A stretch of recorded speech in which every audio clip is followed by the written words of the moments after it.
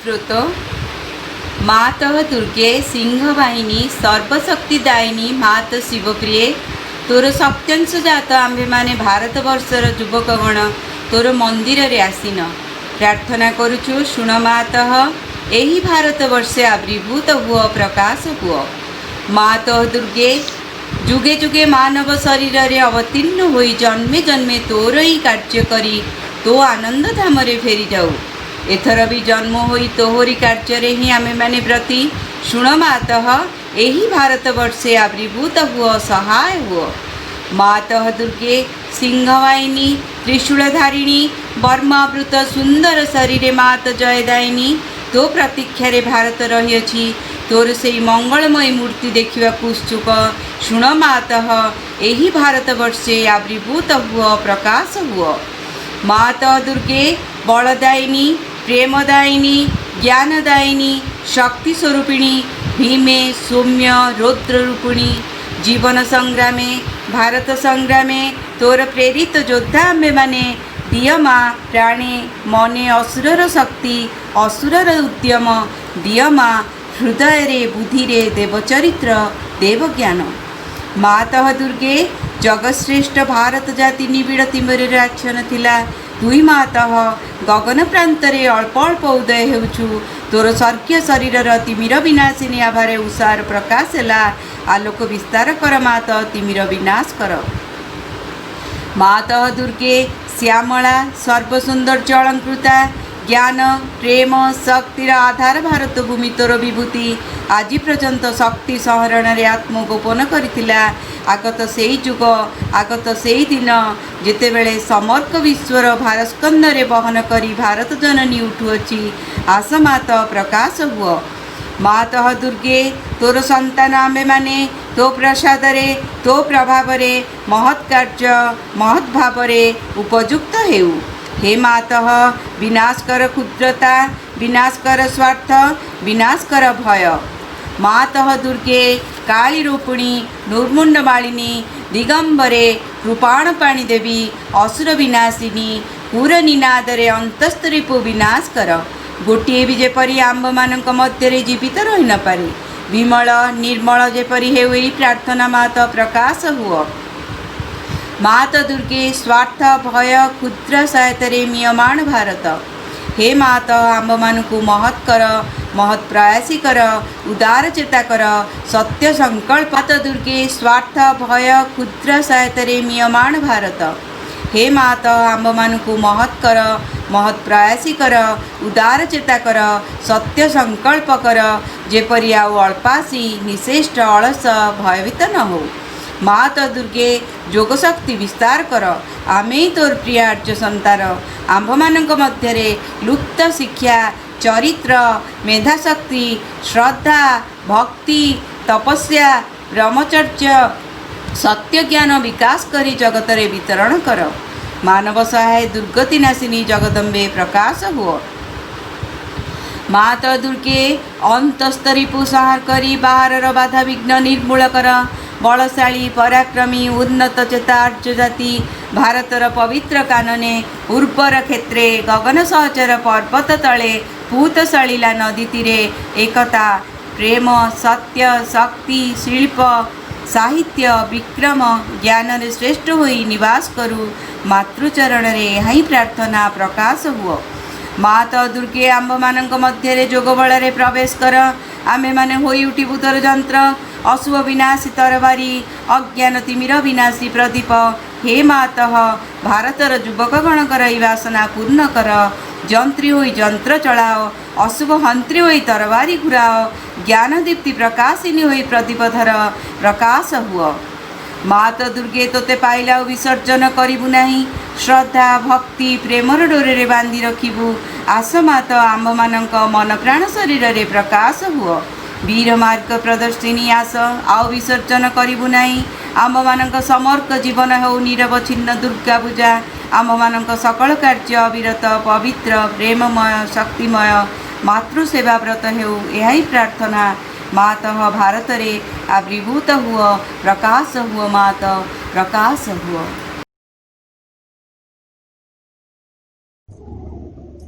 मावे पंचम अध्याय। जदि तुम्हें दिव्य कर्मर यथार्थ कर्मी होगा चाह तेरे तुमर लक्ष्य प्रथम हेब समस्त बासनारू आत्मसर्वस्व अहंकार निजक पूर्ण रूपे मुक्त करवा। तुम समस्त जीवन हेब परमेश्वर उद्देश्य एक नवेदन और आत्मदान। कर्म तुमर एकमात्र लक्ष्य हेब भागवती शक्ति लीलारे तांकर सेवक हेबा, तांको धारण करवा, सार्थक करवा, तांको प्रकाशर यंत्र हेबा। भागवत चेतन तुमको पूर्णतर होई उठिबाको हेबो, जेपरि शेषरे तुमर इच्छा एवं तांकर इच्छा मध्यरे कौनसी पार्थक्य न रहे। तांकर प्रेरणा व्यतीत आउ कौनसी संकल्प तुम मन मध्यरे स्थान न पाए। तांकर सज्ञान कर्म व्यतीत तुम मध्यरे एवं तुमको आश्रय करी आउ कौनसी कर्म जेपरि न हुए।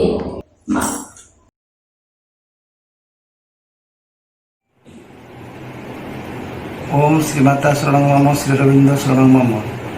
समस्त भाई बापा को मोर सुप्रेम नमस्कार। कोरोना महामारी प्रति वर्ष भले चलित वर्ष आम पाठचक्र आयोजन करूना, तेणु ऑनलाइन माध्यम पाठचक्र आयोजन कर निष्पत्ति नहीं।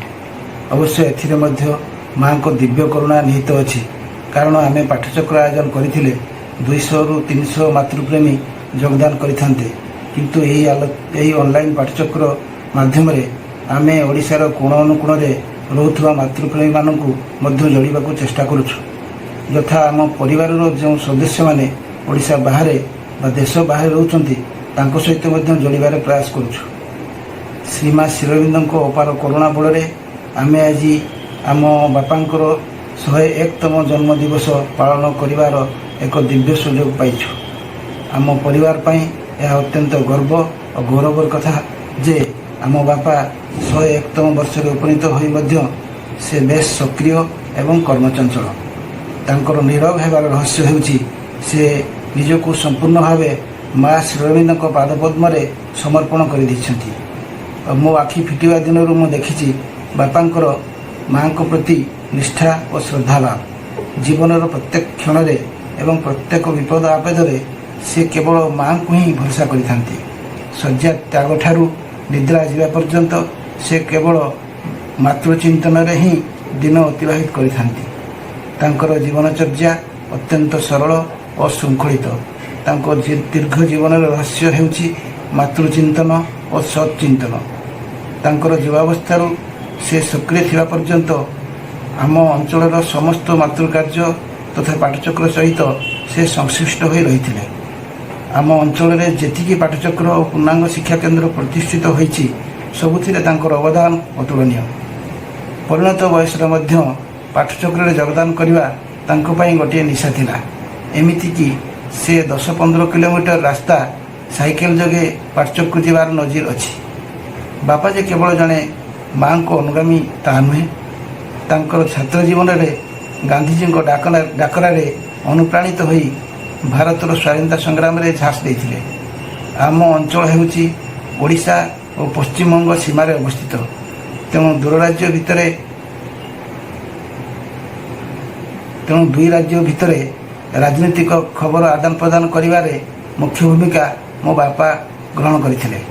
1942 मसीह भारत छाड़ आंदोलन में विशिष्ट स्वाधीनता संग्रामी गौरचंद्र दास मो बापा उत्तर ओडिशा को प्रतिनिधित्व करथिले। भारतवर्ष स्वाधीनता पाइबा परे गांधीजी आह्वान से निजको हरिजन आंदोलन में नियोजित करथिले। एतद् व्यतीत मो बापा साहित्य में रुचि रखती। तांकर लिखित पुस्तक बापूजी, पछुआ किए, जलेश्वर गुणीकांड तांको विप्लवी चेतनार परिचय दिए। श्रीरविंद आदर्श अनुप्राणित होई से लेखन्ति आस्पृहा, अभिप्सा, श्रीरविंदायन इत्यादि पुस्तक, जहाँकि मातृप्रेमी मानक द्वारा बेस आदृत लाभ करिछि। आज तांकर शुभ जन्म तिथि अवसर में माँ श्रीरविंद पादपद्म मोर एतिकी प्रार्थना से दीर्घायु हंतु और निरोग थांतु। धन्यवाद।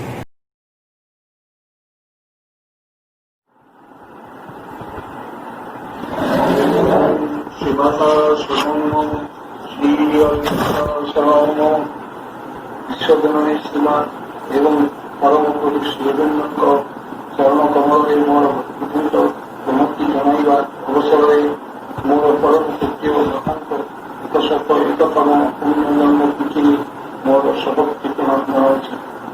आज पुण्य तिथि राखी पूर्णिमा दिन जेजेबापा दीर्घ विलासित बड़ पुओ भाव जन्मग्रहण कर बापा मान पुरमंडन कर अपार श्रद्धार पात्र जीवन आद्य भाव अत्यंत दायित्व पालित दीक्षे परवर्ती समय भारतर स्वाधीनता संग्राम सामिल हो कारावरण कर प्राय जीवन संघर्ष यही पर्याय आरंभ हो जाता क्रमश अर्थातर दारुण आघात पर्यायक्रमे परिवार अर्थनीति को दुर्बल कर छह पुओ और दुई झील को एकाल शिक्षा प्रदान कराइबार जो दृढ़ संकल्प से नहीं अत्यंत विरल आमे माने जी अग्रगति कर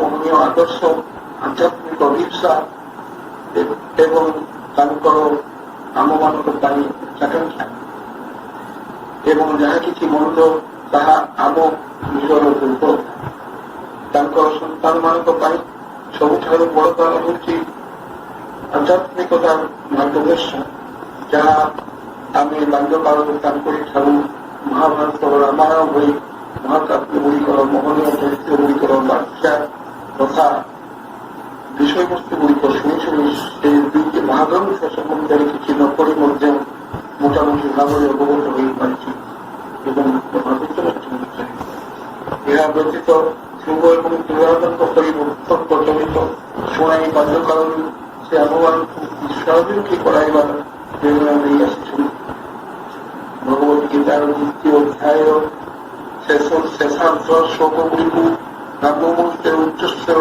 प्रत्येक आवृत्ति जहाँ शुणी शुणी आम मान मध्य किसी कंठस्थ हो जाता द्वितीय अवसर संभवतः 1965 मसीह माँ से पूजा अर्चना तथा पाश्चात्य उद्यम आम परिवार आरंभ हो जाता से समय से परिवार वर्ग को से दिगरे प्रेरणा जोगाई आथित दुख वैद्य कषाघात अस्थिर होगा आज पर्यंत कहीं देखी नथिबे किंबा पिलामान आर्थिक स्थिति सुधार आसवा भई कि आनंद आतिशय उत्फुल्लित होगार देखी नथिबे से सारा जीवन सत्य न्याय और सदाचार पर सर्वोत्तम कर कहा से सत्यनित्य भाव विचार कर देखी नथिबे भगवत कृपा देना एवं चेतनार अधिकारी बोलिए संभव क्षमता संपर्क गीतार जो मुहूर्त दी जाती अतीत ऐसे जमती गीता शेष वाक्य कहते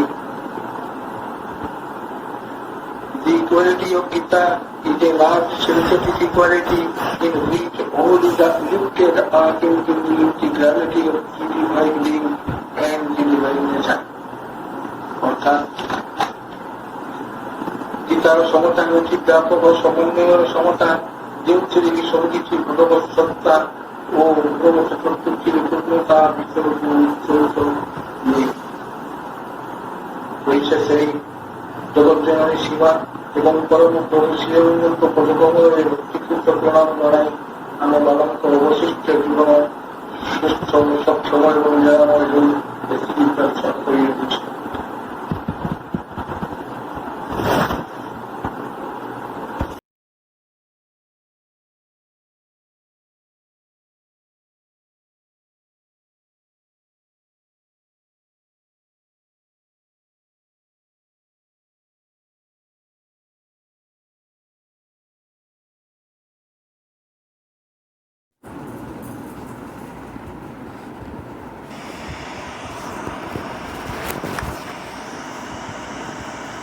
आज पवित्र राखी पूर्णिमा यही एक पुण्य दिवस आपनकर जन्म आज आपनक 101तम शुभ जन्म जयंती अवसर में आपको मोर भक्तिपूत प्रणाम जनाऊँगी आपनक परिवार एक सदस्य बोली मन करे आपनक पुत्रव स्नेह श्रद्धा शुभेच्छा ଓ ଆଶୀର୍ବାଦ ସଦାସର୍ବଦା ପାଇ ଆସିଛି, ଯାହା ମୋ ଜୀବନର ପରମ ସମ୍ପଦ।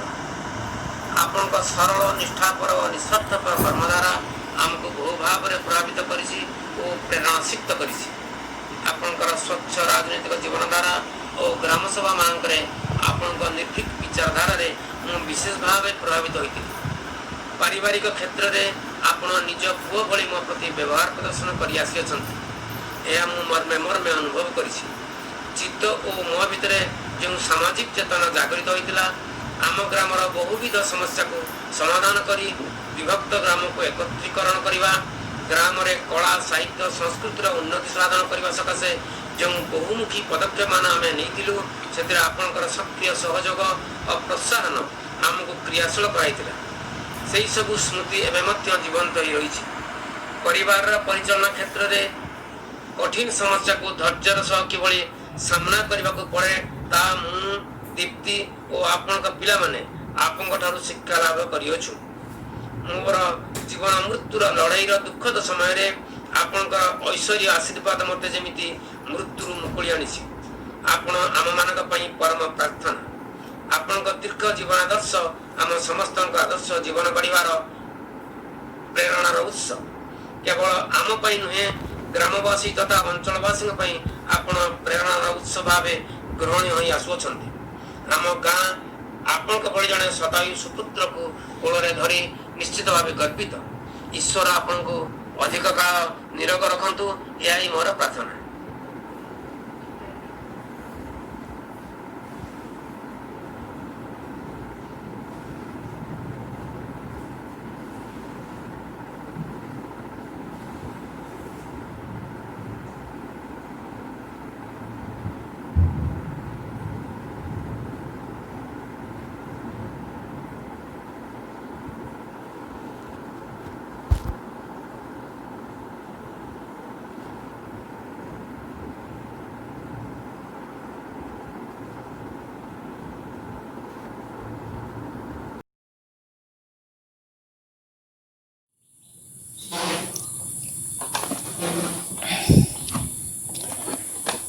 ଶ୍ରୀଯୁକ୍ତ ପୂର୍ଣ୍ଣଚନ୍ଦ୍ର ସେନାପତି ମୋର ପିତା।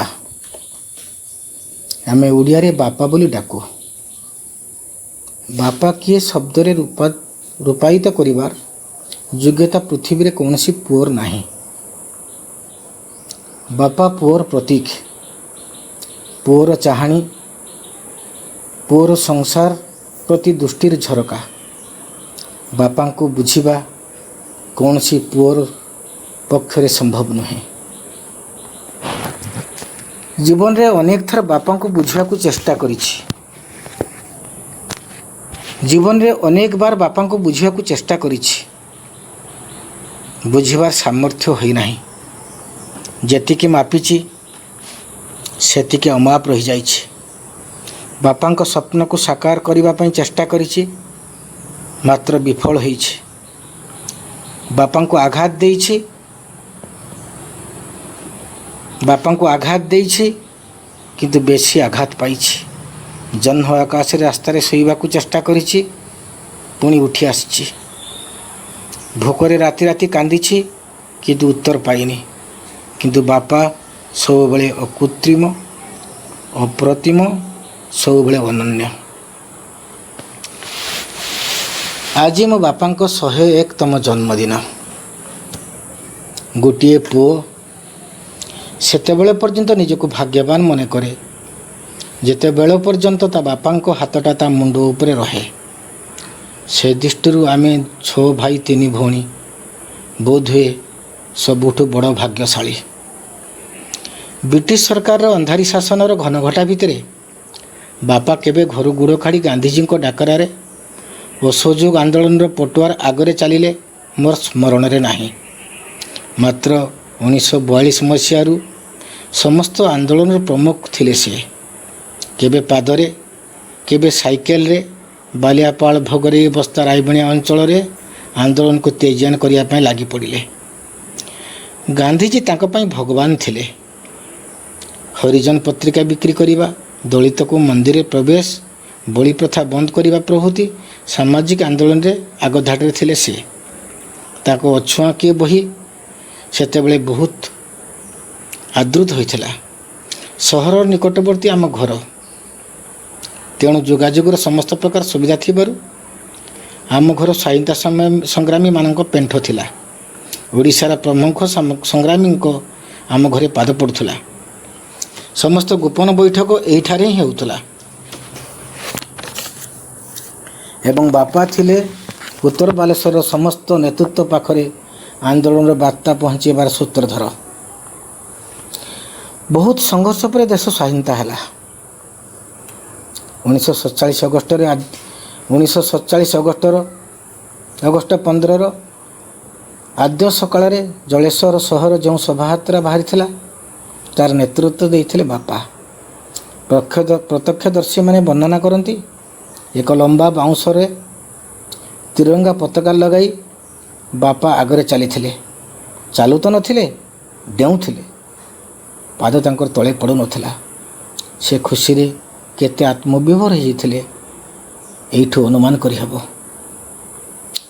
ମାତ୍ର ଏହି ଖୁସି ତାଙ୍କର ବେଶୀ ଦିନ ରହିନଥିଲା। ମହାତ୍ମା ଗାନ୍ଧୀଙ୍କ ହତ୍ୟା ତାଙ୍କ ସବୁ ସ୍ୱପ୍ନକୁ ଛାରଖାର କରିଦେଲା। ଗାନ୍ଧୀଙ୍କ ହତ୍ୟା ତାଙ୍କୁ ଘୋର ମ୍ରିୟମାଣ କରିଦେଲା। ରାଜନୀତି ପ୍ରତି ତାଙ୍କ ମୋହଭଙ୍ଗ ହୋଇଗଲା। ମାତ୍ର ସେତେବେଳକୁ ତାଙ୍କର ବହୁତ କ୍ଷତି ହୋଇଯାଇଥିଲା। ପରିବାର ସଠିକ୍ ପରିଚାଳନା ହୋଇପାରିନଥିବାରୁ ଜମିବାଡ଼ି ସବୁ ହାତଛଡ଼ା ହୋଇଗଲା। ଏକ ଉଚ୍ଚ ମଧ୍ୟବିତ୍ତ ପରିବାରର ଜନ୍ମ ହୋଇଥିବା ବାପା ଦାରିଦ୍ର୍ୟ ସୀମାରେଖା ତଳେ ବାସ କରୁଥିବା ଲୋକଙ୍କ ସହିତ ସାମିଲ ହୋଇଗଲେ। ଆମ ସମସ୍ତ ଭାଇ ଭଉଣୀଙ୍କ ପାଠପଢ଼ା ଓ ପରିବାର ପ୍ରତିପୋଷଣ ତାଙ୍କୁ ଚିନ୍ତାଗ୍ରସ୍ତ କରିଦେଲା। ହଠାତ୍ ଦିନେ ଅର୍ଦ୍ଧରାତ୍ରିରେ କାହାର କାନ୍ଦିବା ଶବ୍ଦ ଶୁଣି ମୋ ନିଦ ଭାଙ୍ଗିଗଲା। ଦେଖିଲି ବାପା ଉଚ୍ଚ ସ୍ୱରରେ ବିକଳ ହୋଇ କାନ୍ଦୁଛନ୍ତି। ଆମ୍ଭେ ଭାଇମାନେ ଘେରି ଯାଇ କାନ୍ଦିବାର କାରଣ ପଚାରିଲୁ। ଉତ୍ତର ଥିଲା, ଦେଶ ପାଇଁ ମୋ ପରିବାର ଏତେ କ୍ଷତି କଲି, ହେଲେ ପାଇଲି କ'ଣ? ମୋ ପିଲାମାନେ ଦିଓଳି ଭଲରେ ଖାଇବାକୁ ପାଉନାହାନ୍ତି। ପାଠ ପଢ଼ିବା ପାଇଁ ଅର୍ଥ ଯୋଗାଡ଼ ହୋଇପାରୁନି। ବାପା ସନ୍ଧ୍ୟାରେ ଘରକୁ ଫେରୁଥିଲେ। ଭାରି ଅବସନ୍ନ ଲାଗୁଥିଲେ। ପାଦ ଠିକ୍ରେ ପଡ଼ୁନଥିଲା। ଛିଣ୍ଡା ପଞ୍ଜାବୀଟା ତାଙ୍କ ଦ୍ୱାରା ବାରମ୍ବାର ରଫୁ କରାଯାଇଥିଲେ ମଧ୍ୟ ଆହୁରି ଛିଣ୍ଡି ଯାଇଥିଲା। ବାରଣ୍ଡାରେ ତାଙ୍କ ପାଦ ଶବ୍ଦ ଶୁଣି 8ଟି ଭୋକିଲାଙ୍କ ଆଖି ହଠାତ୍ ସତେଜ ହୋଇଯାଉଥିଲା। ବାପା ହାତରେ ଧରିଥିବା ଖାଲି ବ୍ୟାଗ୍ଟା ମା ପାଖକୁ ଫୋପାଡ଼ି ଦେଇ କହୁଥିଲେ, ଥରିଲା କଣ୍ଠରେ କହୁଥିଲେ, କିଛି ବ୍ୟବସ୍ଥା ହୋଇପାରିଲାନି।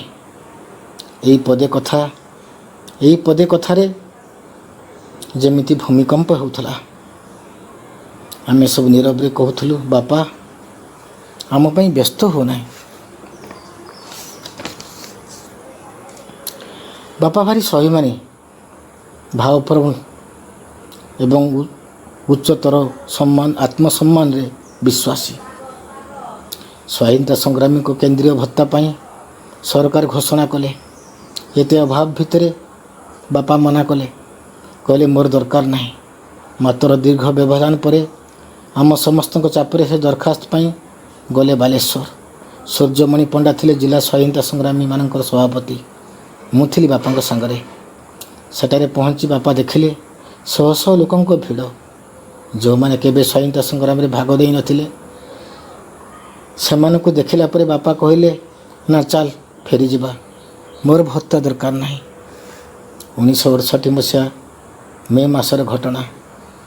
ଜଳେଶ୍ୱରରେ ଭୀଷଣ ଦୁର୍ଭିକ୍ଷ ଦେଖାଯାଇଥିଲା। ଶହ ଶହ ଲୋକ ଭୋକରେ ମରୁଥିଲେ। ବାପା ଚୁପ୍ ହୋଇ ବସିବେ କେମିତି? ମେ 22ରେ ବାପା ଓ ଶ୍ୟାମସୁନ୍ଦର ମହାପାତ୍ରଙ୍କ ନେତୃତ୍ୱରେ ଏକ ବିଶାଳ ଭୋକିଲା ପଟୁଆର ପ୍ରଶାସନର ନିଦ ହଜେଇ ଦେଲା। ତହିଁ ପରଦିନ CPM ତରଫରୁ ଭୋକିଲାଙ୍କ ଏକ ଆନ୍ଦୋଳନରେ ପୁଲିସ ବିନା ପ୍ରରୋଚନାରେ ଗୁଳି ଚଳାଇ ସାଧୁ ସାହୁ ଶିବଗିରିକୁ ଗୁଳିରେ ଘଟଣାସ୍ଥଳରେ ହତ୍ୟା କରିଦେଲେ। ଶହ ଶହ ଲୋକ ଖଣ୍ଡିଆ ଖବର ହେଲେ। ସାରା ଜଳେଶ୍ୱରରେ ଶହୀ ଚୌରାସ୍ତାରା ଜାରି ହେଲା। ବାପା ନୀରବରେ ବସିଲେ ନାହିଁ, ଏହା ପ୍ରତିବାଦ କଲେ ଏବଂ ଜଳେଶ୍ୱର ଗୁଳିକାଣ୍ଡ ନାମକ ଏକ ଗୀତି କବିତା ବହି ଛାପି ନିଜେ ଗୀତ ଗାଇ ବିକ୍ରି କଲେ। ଆମେ ମଧ୍ୟ ସେଥିରେ ସାମିଲ ହେଇଥିଲୁ। ବାପା ଯେତେବେଳେ ଗାଉଥିଲେ, ମରି ନାହିଁ ସେତ ମରଣ ବିଜୟୀ ସାଧୁ ଶିବ ଦୁଇ ଭାଇ, ଭୁକିଲା ଜନର ପରାଣ ସଂଖାଳି ଥିବେ ଯୁଗ ଯୁଗ ହୋଇ, ଅନ୍ନ କଙ୍ଗାଳ ବୋଲି ସିନା ଆମେ ଶାସକ ଟେକୋଇ ନାକ, ମାଗିଲାରୁ ଭାତ ନିର୍ମମ ହୋଇ ଫୁଟାଇ ଦେଲା ବନ୍ଧୁକ। ସେତେବେଳେ ବାପାଙ୍କ ଛାତି ଥରି ଯାଉଥିଲା, ଦେହରୁ ଗମ ଗମ ହେଇ ଝାଳ ବୋହି ଯାଉଥିଲା, ପଞ୍ଜାବୀଟା ତାଙ୍କର ଓଦା ହେଇଯାଉଥିଲା। ଏହି ଗୀତ ମାଧ୍ୟମରେ ସମାଜ ପ୍ରତି ତାଙ୍କର ପ୍ରତି ଶକ୍ତ ପ୍ରହାର କରୁଥିଲେ ସେ। ଶହ ଶହ ଲୋକ ତାଙ୍କୁ ଘେରି ଯାଇଥିଲେ ଏ ଗୀତ ଶୁଣିବା ପାଇଁ। ବାପାଙ୍କ ଅସୀମ ଧୈର୍ଯ୍ୟର ପତାନ୍ତର ନାହିଁ। ସେ ଯେମିତି କମଳ ହୃଦୟର, ସେମିତି ପାହାଡ଼ ପ୍ରତି ସ୍ଥିତ ପ୍ରଜ୍ଞ। ରୋଗଶଯ୍ୟାରେ ମା ପଡ଼ିଥିଲା ବେଳେ ଆମେ ଭଲ ଭାବରେ ତାକୁ ମର୍ମେ ମର୍ମେ ଅନୁଭବ କରିଛୁ। ବୟସଜନିତ ରୋଗରେ ମା ପ୍ରାୟ 2 ବର୍ଷ ଶଯ୍ୟାଶାୟୀ ଥିଲା। ଆମେ ସମସ୍ତେ ବହୁ ଚେଷ୍ଟା କରିଛୁ ମାଆକୁ ସୁସ୍ଥ କରିବାକୁ, ମାତ୍ର ବଞ୍ଚାଇ ହେଲାନି। ମା ଆମକୁ ଛାଡ଼ି ଚାଲିଗଲା। ମା ଆମ ପାଇଁ ଯେ କ'ଣ ଥିଲା ଆମେ ସମସ୍ତେ ଜାଣିଛୁ। ତା ବିନା ଆମର କୌଣସି ସ୍ଥିତି ନଥାନ୍ତା। ଆମେ ସମସ୍ତେ କାନ୍ଦିଲୁ। ଆମର ସବୁଠୁ ବଡ଼ ପ୍ରିୟଜନ, ଆମର ଜନ୍ମଦାତ୍ରୀ ମା'ର ବିୟୋଗରେ। ମାତ୍ର ବାପା ଥିଲେ ଅଟଳ ଅଚଳ। ତାଙ୍କ ଆଖିରେ ସିନା ଲୁହ ନଥିଲା, ହେଲେ ବାହାରକୁ ଚଟାଣ ପରି ଶକ୍ତ ଦେଖାଯାଉଥିଲେ ମଧ୍ୟ ଭିତରେ ଭିତରେ ତାଙ୍କ ଛାତି କୁରି ହୋଇଯାଉଥିଲା। ତାହା ମୁଁ ଅନୁଭବ କରିଛି। 70 ବର୍ଷର ସମ୍ପର୍କ, ଜୀବନର କେତେ ସ୍ମୃତି ବିସ୍ମୃତି, ସୁଖ ଦୁଃଖରେ ସେ ଥିଲା ତାଙ୍କର ସହଯାତ୍ରୀ। ତାକୁ ହରାଇବାର ଦୁଃଖ ଠାରୁ ବଡ଼ ଦୁଃଖ ଆଉ କ'ଣ ଅଛି? ବାପା, ମୁଁ ତ ଅର୍ବାଚୀନ, ଘାସକୁ ମୋଟ ଗଛକୁ ଛୋଟ, ଅପାଠୁଆ ହୁଣ୍ଡାଟାଏ। କେବେ କେବେ ତୁମକୁ ଆଘାତ ଦେଇଛି, କ୍ଷମା କରିଦେବ। ତୁମର ହାତ ଆମ ମୁଣ୍ଡ ଉପରେ ସବୁଦିନ ଏମିତି ରହିଥାଉ। ମୋ ପରିଚୟ ଦେଇ ଯେତେବେଳେ ଲୋକେ ତୁମର ପୁଅ ବୋଲି କହନ୍ତି, ସେତେବେଳେ ମୋ ଛାତି କୁଣ୍ଢେ ମୋଟା ହୋଇଯାଏ। ମୁଁ ଗର୍ବରେ ଫୁଲି ଉଠେ। ତୁମ ପରିଚିତରେ ପରିଚୟ ପାଇ ମୁଁ ବଞ୍ଚି ରହିବାଟା ମୋ ପାଇଁ ବଡ଼ ସୌଭାଗ୍ୟ। ମୋର ଗୋଟେ ସ୍ୱତନ୍ତ୍ର ପରିଚୟ କ'ଣ? ତୁମ ଯୁବ ଅବସ୍ଥାରେ ତୁମେ ଯେଉଁ ସ୍ୱପ୍ନ ଦେଖିଥିଲ, ତାହା ସାକାର ହୋଇପାରିଲା ନାହିଁ। ସେଥିପାଇଁ ସାରା ଜୀବନ ଅବଶୋଷର ଗ୍ଳାନିରେ ତୁମେ ଜର୍ଜରିତ ହୋଇଛ। ତୁମର ସେ ଅଧୁରା ସ୍ୱପ୍ନକୁ ସାକାର କରିବା ପାଇଁ ମୁଁ ଭିଡ଼ ଭିତରକୁ ଠେଲି ହେଇକି ଯାଏ, ପଟୁଆରରେ ଆଗରେ ଚାଲେ। ତୁମ ରକ୍ତ ତ ମୋ ଦେହରେ ଚଳପ୍ରଚଳ ହେଉଛି ନା। ସେଥିପାଇଁ ମଣିଷର ଦୁଃଖ ଦେଖିପାରେ ନାହିଁ। ସେମାନଙ୍କ ଆଖିରେ ଲୁହ ଦେଖିଲେ ମୁଁ ବାରମ୍ବାର କୃଷିବିଦ୍ଧ ହୋଇଯାଏ। ବାପା, ଆଜି ତୁମର 101ତମ ଜନ୍ମଦିନ। ମୁଁ ତୁମର ଦୀର୍ଘ ଜୀବନ କାମନା କରୁଛି। ତୁମେ ଆହୁରି ଅନେକ ବର୍ଷ ଆମ ଆଖି ଆଗରେ ଚଳପ୍ରଚଳ ହୁଅ ଏବଂ ତୁମର ଅକପଟ ଆଶୀର୍ବାଦ ଆମକୁ ପ୍ରଦାନ କରୁଥାଅ।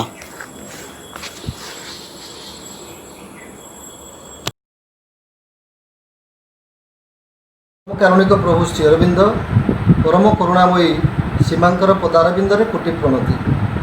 ବିଶ୍ୱ ମହାମାରୀ କରୋନାର ସୃଷ୍ଟି ହୋଇଥିବା ଅଭାବନୀୟ ପରିସ୍ଥିତିରେ ଆଜି ମୋ ବାପା ଶତାୟୀ ପୁରୁଷ, ବର୍ଷିୟାନ ସ୍ୱାଧୀନତା ସଂଗ୍ରାମୀ, ସାରସ୍ୱତ ସାଧକ, ଆଧ୍ୟାତ୍ମବାଦୀ ଶ୍ରୀଯୁକ୍ତ ପୂର୍ଣ୍ଣଚନ୍ଦ୍ର ସେନାପତିଙ୍କର 101ତମ ଶୁଭ ଜନ୍ମତିଥି ପୂର୍ତ୍ତି ଉତ୍ସବ ଅବସରରେ ତାଙ୍କୁ ଭକ୍ତିପୂତ ପ୍ରଣାମ ତଥା ଏହି ପରିପ୍ରେକ୍ଷୀରେ ଅନଲାଇନ୍ ପାଠଚକ୍ରରେ ଯୋଡ଼ି ହୋଇଥିବା ସମସ୍ତ ଅପଭାଇଙ୍କୁ ମୋର ସଶ୍ରଦ୍ଧ ନମସ୍କାର।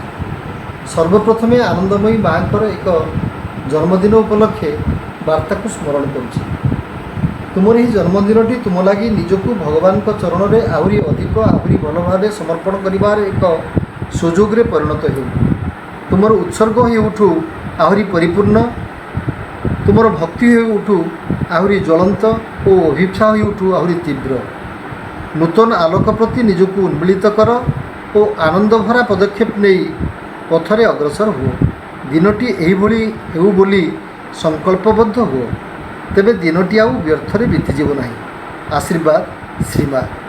କାୟମନ ବାକ୍ୟରେ 1964 ମସିହାରୁ ଶ୍ରୀମା ଶ୍ରୀଅରବିନ୍ଦଙ୍କ ଦର୍ଶନରେ ଅନୁପ୍ରାଣିତ ହୋଇ ମୋ ବାବା ଶ୍ରୀମା ଶ୍ରୀଅରବିନ୍ଦଙ୍କର ଜଣେ ଶୃଙ୍ଖଳିତ ସେବକ ଭାବରେ କାର୍ଯ୍ୟ ସମ୍ପନ୍ନ କରି ଆସିଛନ୍ତି। ତାଙ୍କର ଆଚରଣ ଓ ଉଚ୍ଚାରଣରେ ମାଙ୍କର ଏହି ଦିବ୍ୟ ବାଣୀ ଅନେକାଂଶରେ ବାସ୍ତବାୟିତ ହୋଇଥିବା ପରିଲକ୍ଷିତ ହୁଏ। ସାଧନାମୟ ତାଙ୍କ ଦିବ୍ୟ ଜୀବନ ମାଙ୍କର ଦିବ୍ୟ ଭାବ ଓ ଭାବନା ମଧ୍ୟରେ ସର୍ବଦା ନିମଜ୍ଜିତ ରହି ସେ ଗଠନ କରନ୍ତି ବହୁ ପାଠଚକ୍ର ଓ ପୂର୍ଣ୍ଣାଙ୍ଗ ଶିକ୍ଷାକେନ୍ଦ୍ର ସମୂହ। ଆନନ୍ଦ ଓ ଗୌରବର କଥା ହେଲା ଜଳେଶ୍ୱରରେ ଆଧ୍ୟାତ୍ମିକ ପରିବେଶ ସୃଷ୍ଟି କରିବା ପାଇଁ ତାଙ୍କ ଉଦ୍ୟମରେ ଆମ ଗାଁ ଶାନ୍ତିଆ ଜଳେଶ୍ୱରରେ 2002 ମସିହାରେ ଶ୍ରୀ ଅରବିନ୍ଦ ସମାଧି ମନ୍ଦିର ପ୍ରତିଷ୍ଠା ହୁଏ। ନିୟମିତ ଭାବରେ ପାଠଚକ୍ରରେ ଯୋଗ ଦେବା ପାଇଁ ତାଙ୍କୁ ବହୁ କଷ୍ଟ ସ୍ୱୀକାର କରିବାକୁ ପଡ଼ୁଥିଲେ ବି ସେ କେତେବେଳେ ଭୟଭୀତ ହୋଇନାହାନ୍ତି।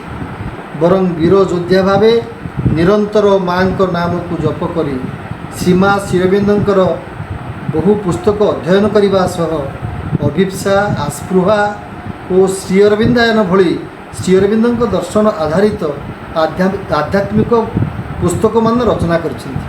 ସବୁଠାରୁ ଗୁରୁତ୍ୱପୂର୍ଣ୍ଣ କଥା ହେଲା ଏଯାବତ୍ ତାଙ୍କର ଅଧ୍ୟବସାୟୀ ସଂକଳ୍ପ ଜାରି ରହିଛି। ଭାରତର ପୂର୍ବତନ ରାଷ୍ଟ୍ରପତି ଏପିଜେ ଅବଦୁଲ କାଲାମ କହିଥିଲେ, ଯଦି ମୃତ୍ୟୁ ପରେ ବଞ୍ଚିବାକୁ ଚାହଁ ତେବେ ଗୋଟିଏ କାମ ନିଶ୍ଚିତ କରିବ, ପଢ଼ିଲା ଭଳି କିଛି ଲେଖିଦେଇଥିବ, ନହେଲେ ଲେଖିଲା ଭଳି କିଛି କାମ କରିଥିବ। ବାବାଙ୍କ ଜୀବନରେ ଏହାର ପ୍ରତିଫଳନ ପରିଦୃଷ୍ଟ ହୁଏ। ତାଙ୍କ ବାପାଙ୍କର କର୍ମସଂସ୍ଥାନ ଓ ସ୍ୱଚ୍ଛଳ ପାରିବାରିକ ପୃଷ୍ଠଭୂମିକୁ ଉପେକ୍ଷା କରି ସେ ଦେଶକୁ ପରାଧୀନତାର ବେଢ଼ି ବନ୍ଧନରୁ ମୁକ୍ତ କରିବା ପାଇଁ ଅହିଂସାର ମହାମୁନି ମହାତ୍ମା ଗାନ୍ଧୀଙ୍କର ଆହ୍ୱାନରେ 1942 ମସିହା କରବା ମୋର ଆନ୍ଦୋଳନରେ ଝାସ ଦେଇ ଉତ୍ତର ବାଲେଶ୍ୱରରେ ନେତୃତ୍ୱ ପ୍ରଦାନ କରନ୍ତି। 1946 ମସିହା ହରିଜନ ଆନ୍ଦୋଳନରେ ସାମିଲ ହୋଇ ପଛୁଆ ପୁସ୍ତକ ରଚନା କରି ଆନ୍ଦୋଳନକୁ ତେଜିଆନ କରନ୍ତି।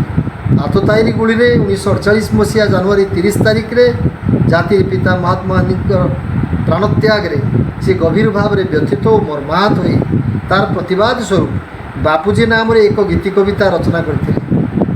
1948 ମସିହାରେ ଜଳେଶ୍ୱର ଐତିହାସିକ ଖାଦ୍ୟ ଆନ୍ଦୋଳନରେ ଶହୀଦ ହୋଇଥିବା ସାଧୁ ଶିବଙ୍କ ଉଦ୍ଦେଶ୍ୟରେ ସେ ସୃଷ୍ଟି କଲେ ଜଳେଶ୍ୱର ଗୁଳିକାଣ୍ଡ ନାମକ ଏକ ବୈପ୍ଳବିକ କବିତା ପୁସ୍ତକ, ଯାହାକି ସେ ସମୟରେ ଜଳେଶ୍ୱର ଜଳ ସୃଷ୍ଟି କରିଥିଲା।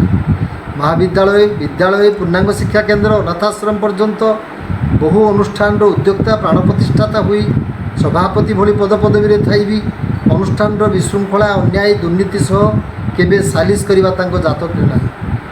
ଅନୁଷ୍ଠାନକୁ ଦୁର୍ନୀତିମୁକ୍ତ କରିବା ପାଇଁ ବିଫଳ ହୋଇ ବରଂ ପଦପଦବୀ ତ୍ୟାଗ କରିଛନ୍ତି, କିନ୍ତୁ ସାଲିସ ହିଁ ତାଙ୍କର ସଂଗ୍ରାମ।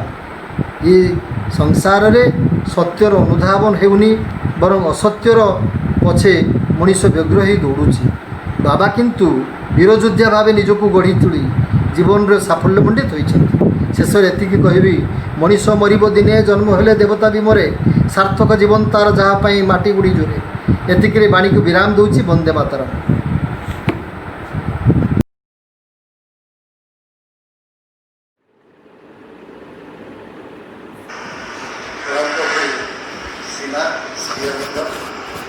ଆଜି ମୋର ଝିଅ ବାପାଙ୍କର 101ତମ ଜନ୍ମଦିବସ। ଏହି ଜନ୍ମଦିବସ ଅବସରରେ ମୁଁ ଶ୍ରୀମା ଶ୍ରୀରଙ୍ଗଠାରୁ କରୁଣା କାମନା କରୁଛି ଏବଂ ସେ ଆଶୀର୍ବାଦ କରନ୍ତୁ ଆପଣଙ୍କ ଜୀବନ କୁସୁମିତ ହଉ, ସେ ଆହୁରି ଅଧିକ ଦିନ ବଞ୍ଚନ୍ତୁ, ଅଧିକ ସକ୍ରିୟ ହୁଅନ୍ତୁ ଏବଂ ସେ ଯେମିତି ବୀର ଯୋଦ୍ଧା ଭାବରେ ସମସ୍ତଙ୍କ ଆଗରେ ଛିଡ଼ା ହୁଅନ୍ତୁ। କାରଣ ସେ ହେଉଛନ୍ତି ଆମ ଜଳେଶ୍ୱର ଅଞ୍ଚଳର ଜଣେ ଆଦର୍ଶ ପୁରୁଷ।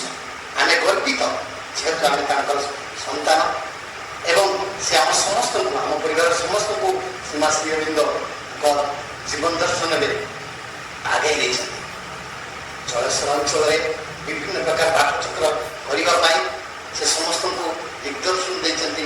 ଜଳେଶ୍ୱର ଅଞ୍ଚଳରେ ଶିକ୍ଷା କ୍ଷେତ୍ରରେ ପ୍ରସାର କରିବା ପାଇଁ ସେ ମଧ୍ୟ ଆଗକୁ ହୋଇପାରିଛନ୍ତି। ଯେତେବେଳେ ବାପୁଜୀ ଭାରତ ଛାଡ଼ ଆନ୍ଦୋଳନ ପାଇଁ ଯେଉଁ ଦେବା ପାଇଁ ଡାକରା ଦେଲେ, ସେତେବେଳେ ମଧ୍ୟ ବାବା ତାଙ୍କର ସେ ସ୍ୱାଧୀନତା ଆନ୍ଦୋଳନରେ ଯୋଗ ଦେଇଥିଲେ ଏବଂ ତା ସଙ୍ଗେ ସଙ୍ଗେ ବିଭିନ୍ନ ପ୍ରକାରର ଶିକ୍ଷା କ୍ଷେତ୍ରରେ ମଧ୍ୟ ତାଙ୍କର ଯୋଗଦାନ ନିଶ୍ଚିତ ଭାବରେ ଏ ଆମ ଜଳେଶ୍ୱର ଅଞ୍ଚଳକୁ ବୁଦ୍ଧିମନ୍ତ କରିଛି। ଶ୍ରୀମା ଶ୍ରୀଅରବିନ୍ଦଙ୍କ ଜୀବନ ଦର୍ଶନ ଭିତରକୁ ଆସିଲା ପରେ ସେ ବିଭିନ୍ନ ପ୍ରକାରର ପୁସ୍ତକ ରଚନା କରିଛନ୍ତି ଏବଂ ଯେଉଁ ରଚନା ଗୁଡ଼ିକ ନିଶ୍ଚିତ ଭାବରେ କାଳଜୟୀ ରହିବ ଏବଂ ତାଙ୍କର ବିଭିନ୍ନ ସମୟରେ ଯେଉଁ ଭାଷଣ ଦିଅନ୍ତି, ଯେଉଁ ଲୋକମାନଙ୍କୁ ଯାହା କୁହନ୍ତି, ଯେଉଁ ଉପଦେଶ ଦିଅନ୍ତି, ତାହା ଅକ୍ଷରେ ଅକ୍ଷରେ ଗ୍ରହଣୀୟ ଏବଂ ସେ ଯେଉଁ ଭାବୁଥିଲେ ଯେ ସୀମା ଶ୍ରୀମତୀଙ୍କ ଆଦର୍ଶରେ ଆମେ ସମସ୍ତେ ଦେଖିଥିବା ଦରକାର। କାରଣ କେହି ବି ଜାଣେନି ଜନ୍ମ ପରେ ଆମେ କ'ଣ କରୁଛୁ ଏବଂ ଆମ ଭିତରେ ଯେଉଁ ସ୍ୱାର୍ଥ ଅଛି, ଅହଙ୍କାର ଅଛି, ଈର୍ଷା ଅଛି, ତାଠାରୁ ସେ ଦୂରେଇ ରହିବା ପାଇଁ ସବୁବେଳେ ଆମକୁ ଉପଦେଶ କରୁଥିଲେ। ମୁଁ ଗୋଟିଏ କଥା କହିବି, ଆମେ ସମସ୍ତେ ଜାଣିବା ଦରକାର ଯେ ଆଜି ଆମେ ବଞ୍ଚିଛୁ, ଜନ୍ମ ଅଛି ମାନେ ମୃତ୍ୟୁ ସୁନିଶ୍ଚିତ ଏବଂ ଏହି ଜନ୍ମ ମୃତ୍ୟୁକୁ ଜାଣି ମଧ୍ୟ ଆମ ଭିତରେ ଆମ ଅହଙ୍କାରକୁ ଆମେ କେବେ ଛାଡ଼ୁନାହୁଁ। ତେଣୁ ମୁଁ ଅନୁରୋଧ କରିବି ଆମ ଭିତରେ ଯେଉଁ ଅହଂଭାବ ଅଛି ତାହାକୁ ଆମେ ପରିତ୍ୟାଗ କରିବା ଦରକାର। କାରଣ ଜନ୍ମଠାରୁ ମୃତ୍ୟୁ ପର୍ଯ୍ୟନ୍ତ ଆମର ଯେଉଁ ପ୍ରତ୍ୟେକ ପର୍ଯ୍ୟାୟ ଅଛି ସେ ପର୍ଯ୍ୟାୟ ଭିତର ଦେଇ ଗତି କରୁଥିବା ସମୟରେ ଆମର ଅହଙ୍କାରକୁ ଆମେ ନିଜେ ଧରିକି ଚାଲୁଛୁ, ଯାହାଦ୍ୱାରା କି କ'ଣ ହେଉଛି ଆମେ ଭଗବତ ଦର୍ଶନକୁ ଜାଣିପାରୁନାହୁଁ, ଭଗବତ ସତ୍ତାକୁ ଚିହ୍ନି ପାରୁନାହୁଁ ଏବଂ ଆମେ ସବୁବେଳେ ଆମ ପରିବାର, ଆମ ସମାଜ ଏଇ ତାଠାରୁ ଉର୍ଦ୍ଧ୍ୱକୁ ଯାଇପାରୁ। ତେଣୁ ଯଦି ଆମେ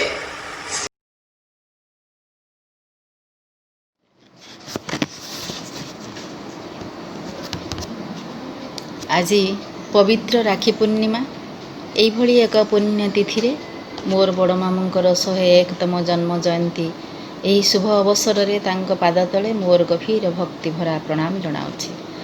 ସତେ ଯେମିତି ମୋ ମାମୁଙ୍କର ଏହି ମହାଜୀବନର ମହାପୁଣ୍ୟର ପୁଲକରେ ଶତ ସୂର୍ଯ୍ୟର ଆଲୋକିତ ଆଭାରେ ପୁଲକିତ, ଆଲୋକିତ, ମୁଖରିତ, ସୁରଭିତ, ସୁଶୋଭିତ ଆମ ସମସ୍ତଙ୍କର ଜୀବନ ଅଗଣା। ମାମୁଁ ଆମ ପାଇଁ କ'ଣ ତାଙ୍କର ତ୍ୟାଗପୂତ ନୀତିନିଷ୍ଠ ଜୀବନର ଧାରା, ତାଙ୍କ ଜୀବନାଦର୍ଶ ଆମମାନଙ୍କୁ କେଉଁଭଳି ଭାବରେ ଆଲୋକିତ କରିଛି, ପ୍ରଭାବିତ କରିଛି, ତାହା ମୁଁ କେବେ ଶବ୍ଦରେ ପ୍ରକାଶ କରିପାରିବି ନାହିଁ। ତାହା ଅବ୍ୟକ୍ତ ହିଁ ଅବ୍ୟକ୍ତ ଚିରକାଳ। ତେବେ ମୁଁ ଯେମିତି ତାଙ୍କୁ ଗଭୀର ଭାବରେ ଅନୁଭବ କରିଛି, ସେ ଯେମିତି ଆମର ପରମ ପିତା, ପରମ ଈଶ୍ୱର, ପରମ ଚେତନା, ପରମ ସତ୍ତା। ପର୍ବତ ପରି ଅଟଳ ଅଚଳ ଗୁରୁ ଗମ୍ଭୀର ଉଦାତ୍ତ ଦମ୍ଭିଲା ବ୍ୟକ୍ତିତ୍ୱର ଉତ୍ତୁଙ୍ଗ ଶିଖର, ତାଙ୍କ ଚିନ୍ତା ଚେତନା, ତାଙ୍କର ନିଃସ୍ୱାର୍ଥ କର୍ମମୟ ଜୀବନ, ତାଙ୍କ ଜୀବନାଦର୍ଶ, ତାଙ୍କ ଗଭୀର ଆଧ୍ୟାତ୍ମିକ ମହାଚେତନାର ଅମୃତଧାରା ଆମ ସଭିଙ୍କ ଜୀବନକୁ ଯେମିତି ଗହନ ଅନ୍ଧାରରୁ ମୁକୁଳେଇ ଦେଇ ଜୀବନ ଝରଣାକୁ ଝରାଇ ଦେଇଛି ଆଲୁଅର ଅସୀମତା ଆଡ଼କୁ। ଖୁବ୍ ପିଲାବେଳରୁ ମୁଁ ତାଙ୍କୁ ଗଭୀର ଭାବରେ ଅନୁଭବ କରିଛି। ତାଙ୍କ ସାମ୍ନାରେ ଛିଡ଼ା ହେବାର କିମ୍ବା ପଦଟିଏ କଥା ହେବାର ଶକ୍ତି ମୋର ଯାଏଁ ବି ନାହିଁ। କିନ୍ତୁ ସକଳ ରୋଗ, ଶୋକ, ଯାତନା, ବେଦନା ଭରା ଏହି ଜଟିଳ ଜଗତକୁ ବୁଝିବା, ଦେଖିବା, ଅନୁଭବ କରିବା ଆଉ ତାର ସାମ୍ନା କରିବାର ଅଫୁରନ୍ତ ଶକ୍ତି ମୁଁ ମୋ ମାମୁଙ୍କ ଠାରୁ ହିଁ ପାଇଛି। ଏହି ବିଷମ ସଂସାରରେ କଠିନ କଠୋର କଙ୍କରିତ ପଥରେ ଚାଲିବାର ଅସୀମ ସାହସ ଶକ୍ତି ମୁଁ ମାମୁଙ୍କ ଠାରୁ ହିଁ ପାଇଛି। ସେଇଥିପାଇଁ ଏହି ମହାଜୀବନର ମହୋଦଧି କୂଳରେ ମୁଁ ତ କଣିକାଏ ବାଲି, ହେଲେ ସେଇ ମହୋଦଧିର ମହାନତାର ମମତାର ମହାନତାର ଉନ୍ମୀଳ ସାଗର ବେଳାରେ ମୋ ଜୀବନ ସଦା ଆର୍ଦ୍ରସିକ୍ତ। ମୋ ମାମୁଙ୍କର ମଧୁମୟ ଅମୃତମୟ ଜୀବନ ଗୋଟାଏ ଶତାବ୍ଦୀର ହୀରକଲିପି। ଖୋଲା ଆକାଶଠାରୁ ଆହୁରି ଖୋଲା ଫର୍ଦ୍ଦ, ସେହି ଖୋଲା ଫର୍ଦ୍ଦର ପ୍ରତିଟି ଅକ୍ଷର ଯେମିତି ମୋ ପାଇଁ ମୋହନୀୟ ମହାକାବ୍ୟ। ଗହନ ଅନ୍ଧାର ଭିତରେ ମୋର ଜନ୍ମ, ଆଉ ସେହି ଅତଳ ତଳ ଅନ୍ଧାର ଭିତରେ ଯେମିତି ବିଲୀନ ହେବା ଥିଲା ମୋର ବିଧି ନିର୍ଦ୍ଦିଷ୍ଟ। କିନ୍ତୁ ନିରିମାଖି ଏଇ ଛୋଟ ଏଇ ନିରିମାଖି ଜୀବନର ପରମ ସୌଭାଗ୍ୟ ସତେ ଯେମିତି ଦିଗ୍ବଳୟରୁ ମୁକୁଳିଗଲା। ଏଇ ମହାଜୀବନର ମହାକର୍ଷଣ ମହାଶକ୍ତିରେ ଛୋଟ ଏଇ ଜୀବନର ଝରଣା ଝରିଗଲା ଆଲୁଅର ଅସୀମତା ଆଡ଼କୁ, ଏଇ ମହାଜୀବନର ମହାପର୍ବତର କୂଳ ଛୁଇଁ ଛୁଇଁ। ତେଣୁ ମୋ ପାଇଁ କୌଣସି ଦେବଦେବୀ, ମଠ, ମନ୍ଦିରର ଆବଶ୍ୟକତା ମୁଁ କେବେ ଅନୁଭବ କରିପାରେ ନା। ମୋ ମାମୁଙ୍କ ଭିତରେ ମୁଁ ସକଳ ଦେବଦେବୀଙ୍କର ସତ୍ତା ଉପଲବ୍ଧି କରିଛି ପ୍ରତିନିୟତ। ସୂର୍ଯ୍ୟ, ଚନ୍ଦ୍ର, ଆକାଶ, ପୃଥିବୀ, ସାଗର ଯେମିତି ଏଇ ମଧୁମୟ ଅମୃତମୟ ସୃଷ୍ଟିର ପରମ ଆଧାର, ମୋର ବଡ଼ ମାମୁଁ ସେମିତି ଆମ ସମସ୍ତଙ୍କ ଜୀବନର ପରମ ଆଧାର। ଆଜି ଏହି ଶୁଭ ଜନ୍ମଦିନରେ ତାଙ୍କ ପାଇଁ ମୋ ହୃଦୟରୁ ଝରି ଯାଇଥିବା ଆବେଗ ଭରା ନିରିମାଖି ଶବ୍ଦ କେଇଗୋଟି ତାଙ୍କ ପାଦ ତଳେ ଫୁଲର ପାଖୁଡ଼ା କରି ଅଜାଡ଼ି ଦେଲି ଅର୍ଚ୍ଚନାରେ। ପୁଣି ମୋ ହୃଦୟରୁ କିଛି ଶବ୍ଦ ଝରି ଯାଉଛି ମୋ ମାମୁଙ୍କ ପାଇଁ କବିତା ହୋଇ।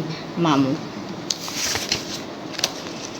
ମାମୁଁ, ତୁମେ ଆମ ଶ୍ରୀମନ୍ଦିର ଦାରୁ ବ୍ରହ୍ମ ଶ୍ରୀକ୍ଷେତ୍ରର ଗୁରୁ ସୁବାସ। ତୁମେ ଆମ ମେଘନାଦ ପାଚେରୀ ଘେରା ନିର୍ବାଣ ନର ପୃଥିବୀର ପରମ ଆବାସ। ତୁମେ ଆମ ଶ୍ରୀମନ୍ଦିର ଦାରୁ ବ୍ରହ୍ମ ଶ୍ରୀକ୍ଷେତ୍ରର ଗୁରୁ ସୁବାସ। ତୁମେ ଆମ ମେଘନାଦ ପାଚେରୀ ଘେରା ନିର୍ବାଣ ନର ପୃଥିବୀର ପରମ ଆବାସ। ତୁମେ ଆମ ଆଖି ଆକାଶର ମାଳମାଳ ବ୍ରହ୍ମାଣ୍ଡର ଛାୟା। ତୁମେ ଆମ ସକଳ ବେଦର ସକଳ ଦେବର ସକଳ ଶକ୍ତିର ବିସ୍ତାରିତ କାୟା। ତୁମେ ଆମ ଆକାଶରେ ବଧିଦ୍ରୁମ ତପସ୍ୟାରେ ତଟ ନିରଞ୍ଜନା। ତୁମେ ଆମ ଜନ୍ମ ଜନ୍ମ କୋଟି ଜନ୍ମ ପୁଣ୍ୟ ତପବନ ପୂଜା ଆରାଧନା ଉଦୟର ଅନୁରାଗ ବିମଳ ପ୍ରାର୍ଥନା। ତୁମେ ଆମ ନିଶ୍ୱାସରେ ଆଲୋର ଅଭିଯାତ୍ରୀ ବିଶ୍ୱାସରେ ଆକାଶ ଧରିତ୍ରୀ। ତୁମେ ଆମ ଆଶାର ପୁଣ୍ୟ କମଣ୍ଡଳୁ ସଞ୍ଜୀବନୀ ସୁଧା ସିନ୍ଧୁ ଅମୋଘ ଗାୟତ୍ରୀ। ତୁମେ ଆମ ଭରସାର ପାପୁଲିରେ ସହସ୍ର ସାଗରର ଗଭୀରତା। ତୁମେ ଆମ ପ୍ରଳୟ ବେଳାର ଡୁବିଲା ପ୍ରାଣରେ ସାହସ ଶକ୍ତିର ଅଗଭୀର ପାପୁଲିଏ ପାଣି ସୁକୁମଳ ଅନ୍ଧାର ତଳେ ଦୀପର ସଳିତା। ତୁମେ ଆମ ନିଃସହାୟ ନିଶ୍ୱାସର ମରୁବାଲି ପରେ ଭରା ଭରା ଆଷାଢ଼ ଶ୍ରାବଣ ପ୍ରାଣର ପ୍ରାଚୁର୍ଯ୍ୟ। ତୁମେ ଆମ ସକଳ ବେଦର ଆଦି ମନ୍ତ୍ର ମହାମନ୍ତ୍ର ବିପୁଳ ଐଶ୍ୱର୍ଯ୍ୟ। ତୁମେ ତ ଆମ ପାଇଁ ସୂର୍ଯ୍ୟଶିଖା ଚନ୍ଦ୍ରର ଶୀତଳ ରେଖା ଆକାଶଠୁ ଆହୁରି ପ୍ରଶସ୍ତ ସମୁଦ୍ରଠୁ ଆହୁରି ଅନନ୍ତ ମାଟିରୁ ମମତା ଗଭୀର ଅନ୍ଧାରଠୁ ଆହୁରି ଗମ୍ଭୀର। ତୁମେ ଆମ ଜୀବନର ଅମୃତ ଆଧାର। ତୁମେ ତ ଆମ ପାଇଁ ଅନନ୍ତ କୋଟି ତପସ୍ୟା ଆମ ପାଇଁ ପରମ ପ୍ରାର୍ଥନା ଶୁଭ ସକାଳର ଯୁଗର ଯୁଗର। ତୁମେ ଏକ ମହାକାବ୍ୟ ମହାଚେତନାର ସଂସାରର ନିଘନ ବନେ ସତେଅବା ତପସ୍ୱୀ ତୁମେ। ନିରନ୍ତର ସାଧନାରେ ତୁମ ତ୍ୟାଗ ବଳିଦାନେ ସଂସାରକୁ ସଜାଇଲ ଆମ ପାଇଁ ମୁଗ୍ଧ ତପବନ। ତୁମରି ସେ ଅନୁପମ ଅନୁରାଗ ଉଷାର ଉଦୟ ରାଗ ଜୀବନର ଗଣାରେ ଝରେ ଅନୁକ୍ଷଣ। ତୁମେ ଆମ ଜୀବନର ବତିଘର ପରମ ଠିକଣା। ତୁମରି ଆଦର୍ଶକୁ ଅନୁସରି ଆମେ ସବୁ ପଥଚାରୀ ଚାଲିଥିବୁ ନୁହିଁ ବାଟ ବଣା। ତୁମେ ତ ଆମ ପାଇଁ ଆଶିଷର ସୁଶୀତଳ ଛାୟା ଶେଷହୀନ ଆକାଶ ପୃଥିବୀ ଯାହାର କି ଜନ୍ମ ମୃତ୍ୟୁ ନାହିଁ। ତୁମେ ତ ଅନନ୍ତ ସତ୍ତା ମହାଚେତନାର। ତୁମେ ତ ଅନନ୍ତ ସତ୍ତା ମହାଚେତନାର।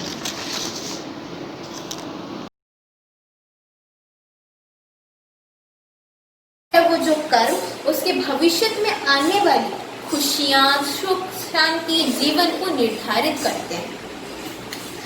फिर वहीं पर श्री माँ भी कहती हैं कि अ mysterious place is this universe, which means कि ये यूनिवर्स एक बहुत ही मिस्ट्री एक जादुई जगह है और ये पृथ्वी उस मिस्ट्री उस जादू को कैरी आउट करने के लिए एक प्लेटफॉर्म है। मतलब जब एक बच्चा अपने माँ के कोख में होता है तब तक उसको याद रहता है कि वो पृथ्वी पृष्ठ पर क्यों जा रहा है, कि उसको वापस फिर से जन्म नहीं लेना, उसको कोई बुरा काम नहीं करना है, उसको अच्छा काम करना है और यहाँ से चलते बनना है। पर जिस वक्त वो इस पृथ्वी पर जन्म ले लेता है वो सब भूल जाता है कि वो इस पृथ्वी पृष्ठ पर क्यों आया था और अपने मन मर्जी के हिसाब से अपना काम करता जाता है। मैं अभी आपको बोली अभी कुछ देर पहले बोली थी कि हमें हमारे कर्मों के अकॉर्डिंग प्राइज मिलता है या फिर पनिशमेंट मिलता है। अभी सोचूंगी क्या पनिशमेंट मिलता होगा। पनिशमेंट्स के बारे में एग्जैक्ट पनिशमेंट्स जो हैं वो हमारे गरुड़ पुराण में पूरा एक्ट लिखा गया है। मैं आपको एक एग्जाम्पल देती हूँ। राजा परीक्षित उन्होंने अपने पूरे जीवन काल में सिर्फ एक ही पाप किया था और वो है एक ऋषि जब बैठकर तपस्या कर रहे थे उन्होंने जाकर उसके ऊपर एक मरे हुए सांप को रख दिया था और उसी एक पाप के दंड से इतने भयभीत हो गए कि वो अपना राजपाट सब कुछ त्याग करके अपना राज्य छोड़ के समंदर की तरफ भागने लग गए थे। तो अभी सोचिए हम तो अपने जीवन काल में कितने सारे पाप करते हैं तो हमें उसका कितना सारा पनिशमेंट मिल सकता है। पनिशमेंट एज इन अच्छा for an example exact punishment तो मैं आपको बोल नहीं पाऊंगी अभी। मैं आपको एक एग्जाम्पल देती हूँ। सोचिए कि आप एक नॉर्मल कपड़ा पहनकर ऑफिस से वापस आए हैं तो आपको उसे साफ करना है। आप क्या करोगे? सिर्फ पानी में डुबोकर साफ करके सुखा दोगे या फिर आप 2-3 दिन पहने खराब हो गया तो आप फिर क्या करोगे? सर्फ में डुबा के फिर उसे सुखाओगे। फिर वही कपड़ा, मान लो किचन का कपड़ा है, अगर किचन का कपड़ा है तो उसमें तेल लगा होगा और न जाने पता नहीं क्या लगा होगा। तो अगर आपको उसे एकदम ठीक से साफ करना है तो आप क्या करोगे? आप उसे मरोड़ोगे, धोगे, गर्म पानी में डुबोगे, पीटोगे, फिर जाके वो साफ होगा। उसी तरह हम जैसा पाप करेंगे उसी हिसाब से हमें उसका फल मिलेगा। तो यहाँ के इस पृथ्वी के मोह माया में से मुक्त होना इतना भी आसान नहीं है। अपने आप को प्योर रखना इज नॉट दैट इजी। पर हमको अगर सही में अच्छा बनना है तो हमें हर वक्त अपने आप पर भरोसा रखना पड़ेगा। अपने आप पर दादाजी के जन्मदिन पर सुस्वागत करती हूँ।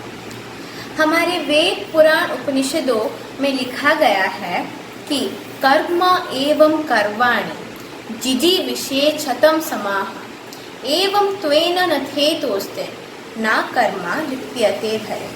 Its translation by Sri Aurobindo is, if one does verily works in this universe, then one may strive to live 100 years. And this is in thee, and not otherwise, then this action cleaves not to a man. इसका मतलब है, if one continues to do his work but does not attaches himself to his passions, then one may be free from the karmic cycle.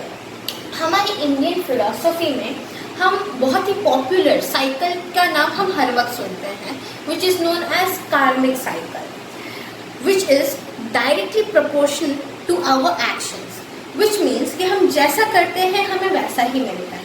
अगर हम अच्छे काम करते हैं तो भगवान हमें अच्छा पुरस्कार देते हैं, और अगर हम बुरा काम करते हैं तो हमें बुरा पुरस्कार भी देते हैं। ये इस चीज़ को समझने का, इस वाक्य को समझने का एक बेसिक कॉन्सेप्ट है। और अगर इसे हम थोड़ा हायर माइंड में सोचने की कोशिश करें तो मैं आपको एक एग्जाम्पल देना चाहती हूँ जो हम बचपन से पढ़े हैं, that is Newton's third law, जो कि कहता है कि every action has equal and opposite reaction. इस चीज़ को, इस लॉ को अगर हम स्पिरिचुअली सोचें, देन वी विल अंडरस्टैंड कि every action of hours has equal and opposite reactions, which means it has both demerits and merits. For an example, मैं अभी आप लोगों से बातें कर रही हूँ, तो मैं अभी क्या कर रही हूँ, अभी ये क्या है, एक एडवांटेज है, एक मेरिट पॉइंट है। क्यों? क्योंकि मैं आपको भगवान के बारे में बातें बोल रही हूँ। पर डिसएडवांटेज क्या है? डिसएडवांटेज ये है कि इस बोलने के प्रोसेस में, स्पीकिंग प्रोसेस में, मैं अपने बोलने के प्रोसेस में बहुत सारे माइक्रो ऑर्गेनिजम्स को अननोइंगली मार रही हूँ। तो अभी आप लोगों को क्वेश्चन आएगा कि तो फिर यहाँ पर कर्म कैसा काम करता है? जो चीज़ हम अननोइंगली करते हैं, जिसके बारे में हमें कोई अंदाज़ा नहीं होता, भगवान ना हमें उसके लिए पुरस्कृत करते हैं, ना ही हमें उसके लिए दंडित करते हैं। पर जो चीज़ हम जानते हुए भी गलत करते हैं, तब हमें उसकी सज़ा आवश्यक रूप से मिलती है।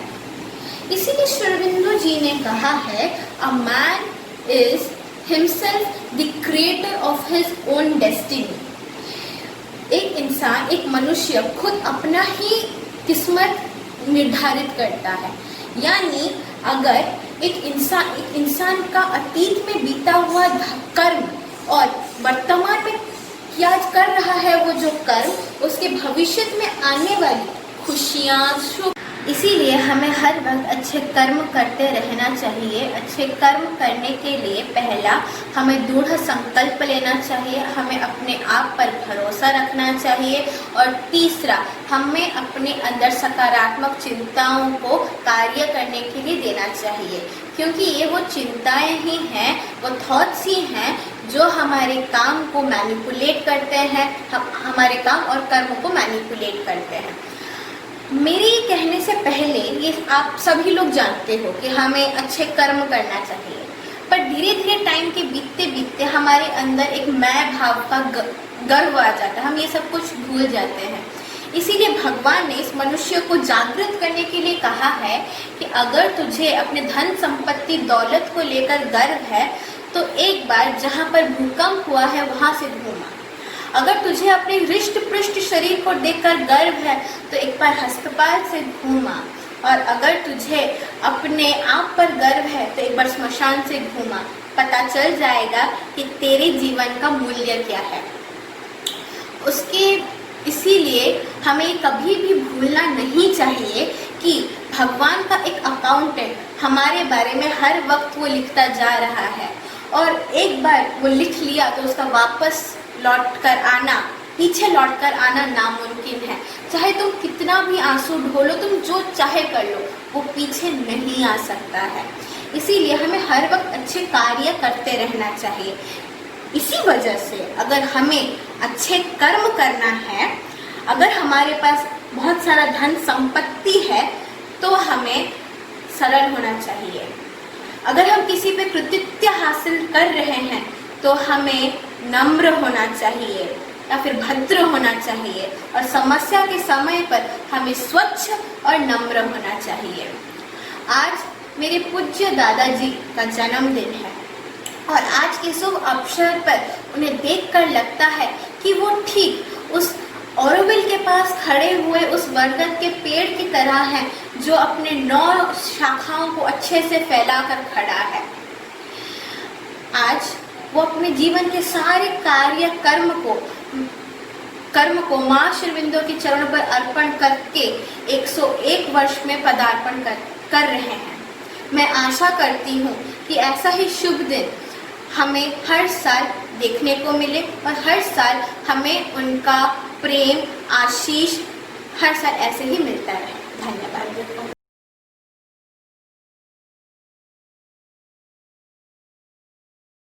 करुणामयी माँ परम प्रभु श्री अरविंद आज आम समस्त बहुत खुशीर दिन। आमे आज श्रीमान पूर्णचंद्र सेनापतिंकर 101तम जन्म दिवस उपलक्षे एक विशेष कार्यक्रम आयोजन कराई। मु प्रथमे तांको जन्मदिनर अवसर रे हार्दिक अभिनंदन जनाऊँगी एवं माँ को पाखरे प्रार्थना करुछि माँ को कृपा सदा बेले तांको सहित रहू एवं से माँ को नेकी जीवन बंचंतु एवं सदा बेले तांकर स्वास्थ्य तांकर चेतनार अभिवृद्धि माँ को कृपा द्वारा होउथाउ।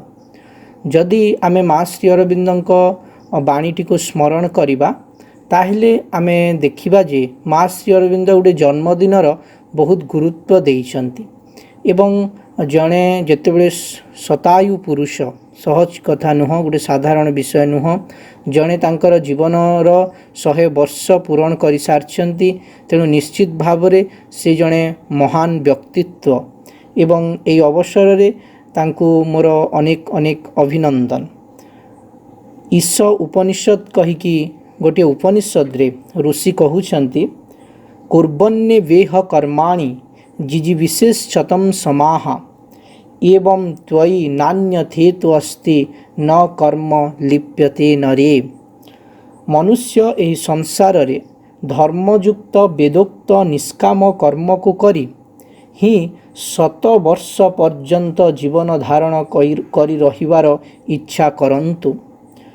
एठी उपनिषद घोषणा करुछन्ति जे मनीष 100 वर्ष पर्यंत बंचन्तु एवं से 100 वर्ष पर्यंत धर्मयुक्त वेदोक्त निष्काम कर्म से माने संपादन करंतु। तेणु एठी उपनिषद गोटे आशीर्वाद दौरान जीवे शरद शतम 100 वर्ष पूर्ति पाई जोटा कि आमर भाई ताको पूरण करछन्ति तांकर जीवन काल भितरे। पुणी कहिले एही प्रकार धर्मयुक्त कर्म रे प्रवर्तमान तुम्भ मनुष्य मानकर शुभकर्मर चालनकारी जीवन को इच्छा करंतु। अधर्मयुक्त अवैदिक काम्य कर्म रे लिप्त हुअन्तु नाही। एहाठारु भिन्न अन्य कोनोसी प्रकार अर्थात मार्ग नाही जद्वारा मनुष्य कर्म बंधनरु मुक्त हो पारिबो। तेणु जेतेबेले धर्मुक्त कर्म आमे करिबा गोटे उच्चतर चेतना को लेकिन कार्य करिबा एवं 100 वर्ष बंचिबा एई भली गोटे उपायटी उपनिषद आमको दौछि जोटा कि आमर पूर्णचंद्र भाई से 100 वर्षटी को परिपूर्ण कर सारिछन्ति। जेतेबेले आमे मांकर शिक्षा भितर को प्रवेश करिबा ମା ଶ୍ରୀ ଅରବିନ୍ଦ ଜନ୍ମଦିନ ଉପରେ ବହୁତ ଗୁରୁତ୍ୱ ଦେଇଛନ୍ତି ଏବଂ ଅନେକ କଥା ତା ଉପରେ କହୁଛନ୍ତି। ଜଣେ ମାଙ୍କୁ ପ୍ରଶ୍ନ କରୁଛନ୍ତି, I would like to know the true meaning of birthdays. ମୁଁ ଜାଣିବାକୁ ଚାହେଁ ଜନ୍ମଦିନର ଯଥାର୍ଥ ଅର୍ଥଟି କ'ଣ? ମା କହିଲେ, from the view point of the inner nature the individual is more receptive on his birthday from year to year. ବର୍ଷ ପରେ ବର୍ଷ ଜଣେ ବ୍ୟକ୍ତି ତାର ଜନ୍ମଦିନରେ ତାର ଭିତର ପ୍ରକୃତିକୁ ଦେଖିଲେ ଅନ୍ତର୍ନିହିତ ପ୍ରକୃତିର ଦୃଷ୍ଟିକୋଣରୁ ସେ ଆହୁରି ଆହୁରି ଗ୍ରହଣଶୀଳ ହୁଏ। and thus it is an opportune moment to help him to make some new progress each year। ତେଣୁ ପ୍ରତ୍ୟେକ ବ୍ୟକ୍ତି ଏହି ଦିନ ଗୋଟେ ନୂଆ ପ୍ରକାରର ଅଗ୍ରଗତି କରିବାର ସମ୍ଭାବନା ତାର ଥାଏ। ତାପରେ ଆଉ ଗୋଟେ ପ୍ରଶ୍ନ ମାଙ୍କୁ ଜଣେ କରୁଛନ୍ତି, how should one spend one's birthday. ଏଇଟା ଯେତେବେଳେ ଆମର ଜନ୍ମଦିନ ହେଉଛି, ଭାଇଙ୍କର ଆଜି ଜନ୍ମଦିନ, ତାଙ୍କୁ ଆମେ ଏ କଥାଟିକୁ କହିବା ଦରକାର ଯେ ମାଙ୍କୁ ଜଣେ ପଚାରୁଛନ୍ତି ଯେ ଜଣେ ଜନ୍ମଦିନକୁ କିପରି ବଞ୍ଚିବ।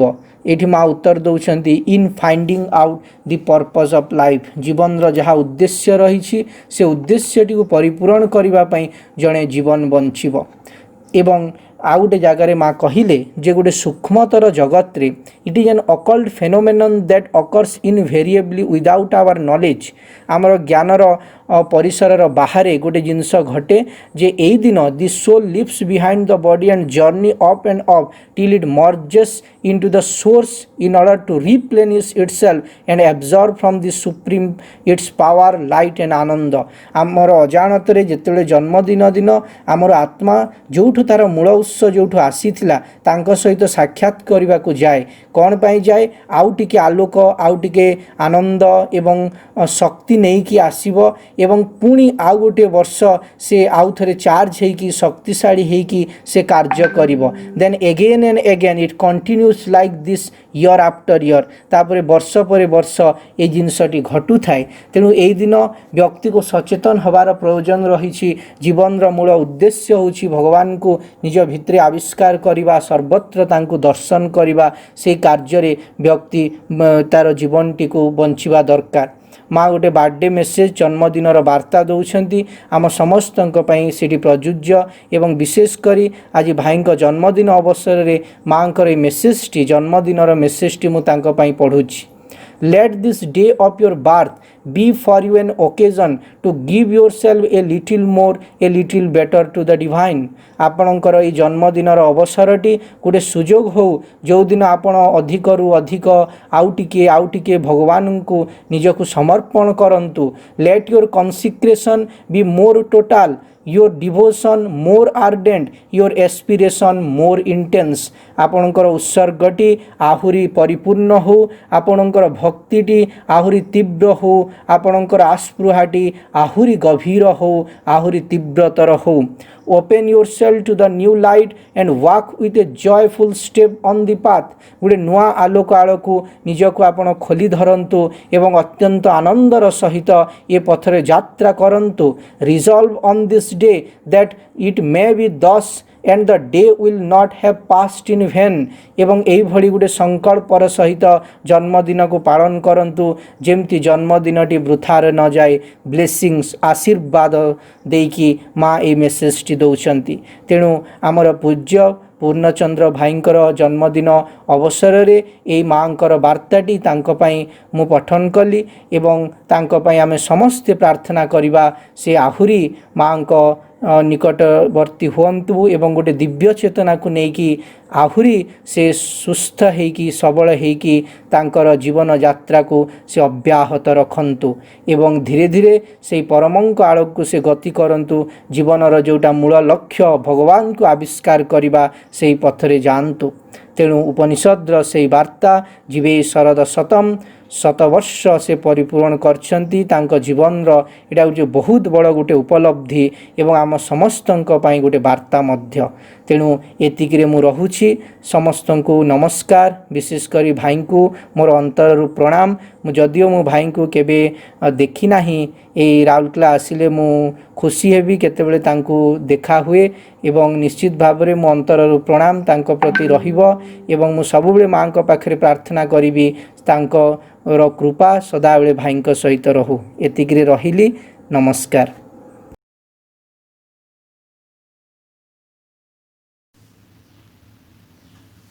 କରୁଣାମୟୀ ମାଙ୍କୁ ସ୍ମରଣ କରି ପରମ ପ୍ରଭୁ ଶ୍ରୀ ଅରବିନ୍ଦଙ୍କୁ ସ୍ମରଣ କରି ଆମେ ଏହି କାର୍ଯ୍ୟକ୍ରମକୁ ଅଗ୍ରସର କରିବା।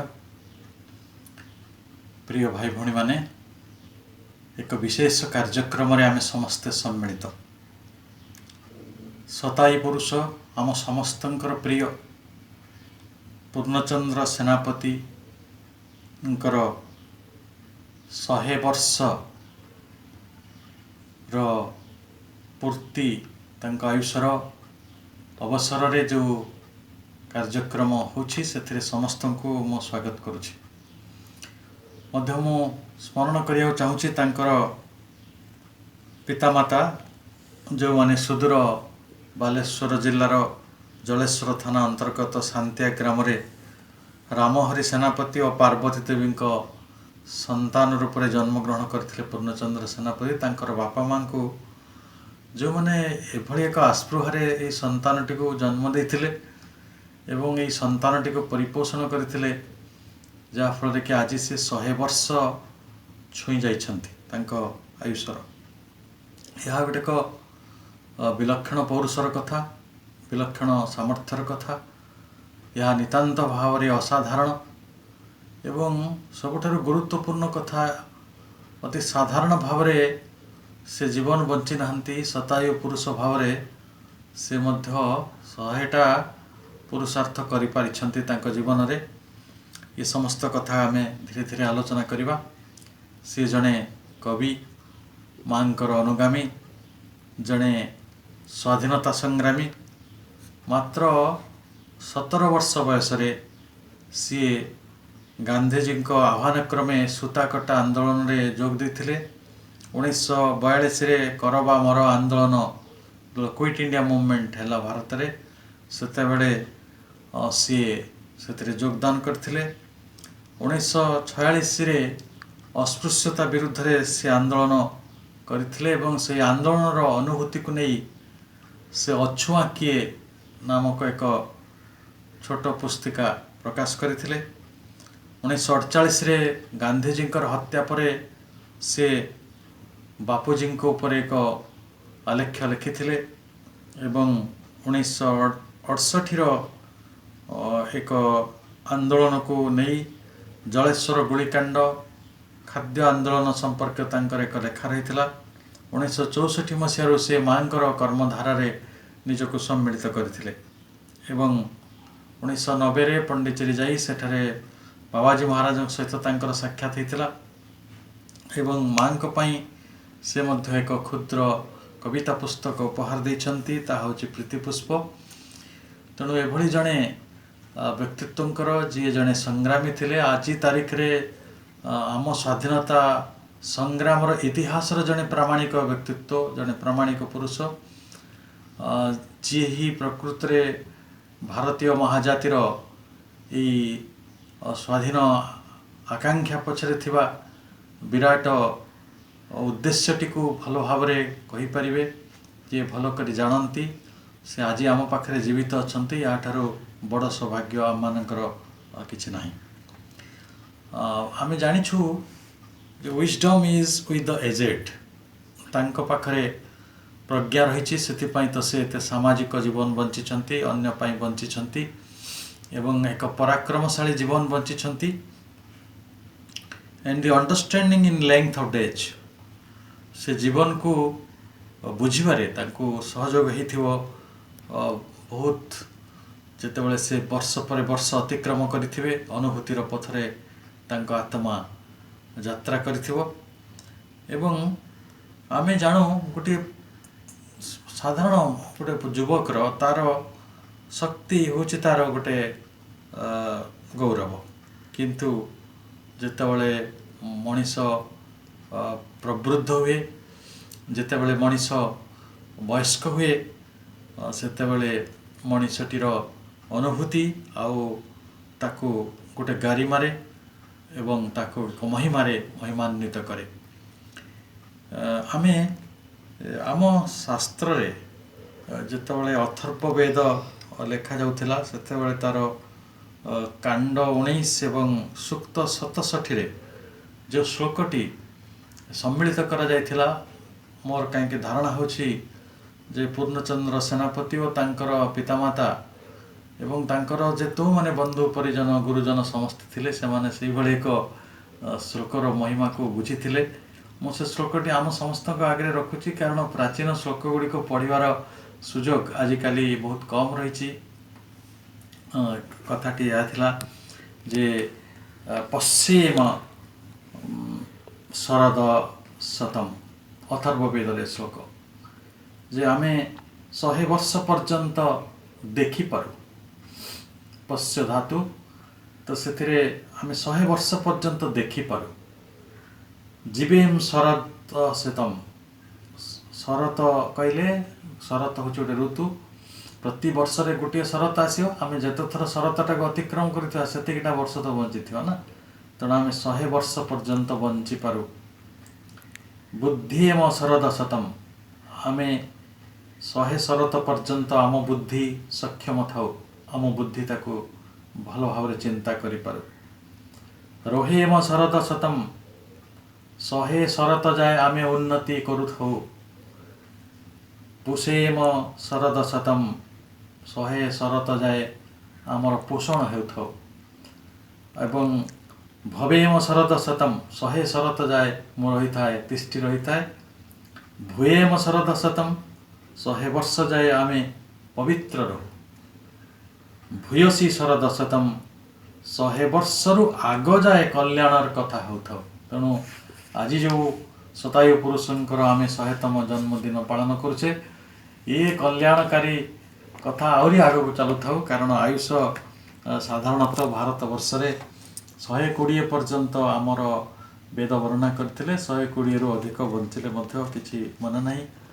ଆମ ଜଗତରେ ଅନେକ ସାଧୁସନ୍ଥ ରହିଛନ୍ତି ଅଦୃଶ୍ୟ ଭାବରେ, ଅନାଲୋଚିତ ଭାବରେ, ଯେଉଁମାନଙ୍କର ଆୟୁଷ ବହୁ ବେଶୀ, ଯେଉଁଗୁଡ଼ିକ ହୁଏତ ବିଜ୍ଞାନ ତାକୁ ବୁଝିପାରୁନାହିଁ, କିନ୍ତୁ ଏହା ସମ୍ଭବ।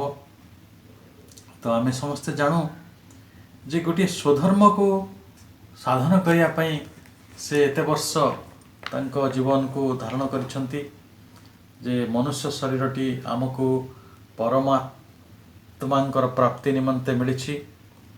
ଯେତେବେଳେ ଶ୍ରୀ ଅରବିନ୍ଦ କହୁଥିଲେ ଦି ଅଲ୍ ଲାଇଫ୍ ଇଜ୍ ଯୋଗ, ତ ସେତେବେଳେ ଆମେ କୌଣସି ଦୈବୀ ସମ୍ପତ୍ତି ବା କୌଣସି ଐଶ୍ୱର୍ଯ୍ୟରେ ଆପଣାର ହେଇକି ଗୋଟେ ଦିବ୍ୟ ଗୁଣ ସମ୍ପନ୍ନ ହୋଇ ବଞ୍ଚି ରହିବା ପାଇଁ ଆସିନାହୁଁ, ବରଂ ପରମାତ୍ମାଙ୍କୁ ଅନୁଭବ ଭିତରକୁ ଆଣିବା ପାଇଁ ଆମେ ଆସିଛୁ। ତେଣୁ ଶାସ୍ତ୍ର କହୁଛନ୍ତି ଯେ କର୍ତ୍ତବ୍ୟ କର୍ମ 3ଟି ଯାହା ଶ୍ରୀଯୁକ୍ତ ସେନାପତି ତାଙ୍କ ଜୀବନ କାଳ ଭିତରେ କରିଛନ୍ତି, ଦାନ, ତପ ଓ ଯଜ୍ଞ।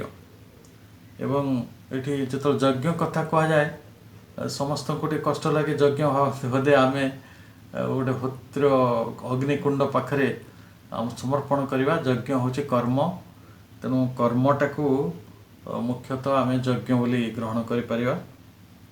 ତେଣୁ ଦାନ, ତପ ଓ କର୍ମ କଷ୍ଟ ପାଇଛନ୍ତି, ତପସ୍ୟା କରିଛନ୍ତି, ସଂଘର୍ଷ କରିଛନ୍ତି, ଯନ୍ତ୍ରଣାକୁ ଆପଣାର କରିଛନ୍ତି। ତେଣୁ ଯେଉଁ ଜୀବନର ଯେଉଁ କାର୍ଯ୍ୟ ଗୁଡ଼ିକ, ଗୋଟେ ସାମାଜିକ କାର୍ଯ୍ୟ, ଅର୍ଥନୈତିକ କାର୍ଯ୍ୟ ଯେଉଁଟା ଅନ୍ୟମାନଙ୍କ ପାଇଁ ଉଦ୍ଦିଷ୍ଟ, ସାଂସ୍କୃତିକ କାର୍ଯ୍ୟ, ଆଧ୍ୟାତ୍ମିକ କାର୍ଯ୍ୟ ଯେଉଁଗୁଡ଼ାକ ଜରୁରୀ ଆମ ସମସ୍ତଙ୍କ ପାଇଁ। ଆଧୁନିକ ପୃଥିବୀରେ ମଣିଷମାନେ ସାଂସ୍କୃତିକ କାର୍ଯ୍ୟ ବହୁତ କମ୍ କରନ୍ତି, ଆଧ୍ୟାତ୍ମିକ କାର୍ଯ୍ୟ କମ୍ କରନ୍ତି, ତାହିଁ ତ ବିଡ଼ମ୍ବନା। ଜଣେ ସାଧାରଣ ମଣିଷ ତା ଜୀବନରେ ଯେତେବେଳେ କୌଣସି ସାମାଜିକ, ଅର୍ଥନୈତିକ, ସାଂସ୍କୃତିକ ଓ ଆଧ୍ୟାତ୍ମିକ କାର୍ଯ୍ୟ କରେ ନାହିଁ, ତାର ଜୀବନ ବହୁତ ଭାବରେ ଗୌଣ ହୋଇଯାଏ। କିନ୍ତୁ ଏହି ମହାତ୍ମାଙ୍କର ଜୀବନ ବହୁତ ପ୍ରମୁଖ ଏବଂ ବହୁତ ଭାବରେ ଉଜ୍ଜ୍ୱଳ ଏଇଥିପାଇଁ ଯେ ସେ ଜ୍ଞାନ ଚର୍ଚ୍ଚାର କାର୍ଯ୍ୟ କରିଛନ୍ତି, ସେ ପୌରୋହିତ୍ୟ, ସାହିତ୍ୟ, ଶିକ୍ଷାର କାର୍ଯ୍ୟ କରିଛନ୍ତି, ରାଜନୀତି, ରାଷ୍ଟ୍ର ପରିଚାଳନାର କର୍ମ ମଧ୍ୟ କରିଛନ୍ତି, ଉତ୍ପାଦନ, ଅର୍ଥ ଉପାର୍ଜନ ଏବଂ ବିନିମୟର କାର୍ଯ୍ୟ ମଧ୍ୟ କରିଛନ୍ତି। ଜଣେ ପରିଚାରକର, ଜଣେ ସେବା ଧର୍ମକୁ ଆପଣାର କରିଥିବା ଜଣେ ମଣିଷର କର୍ମ କରିଛନ୍ତି।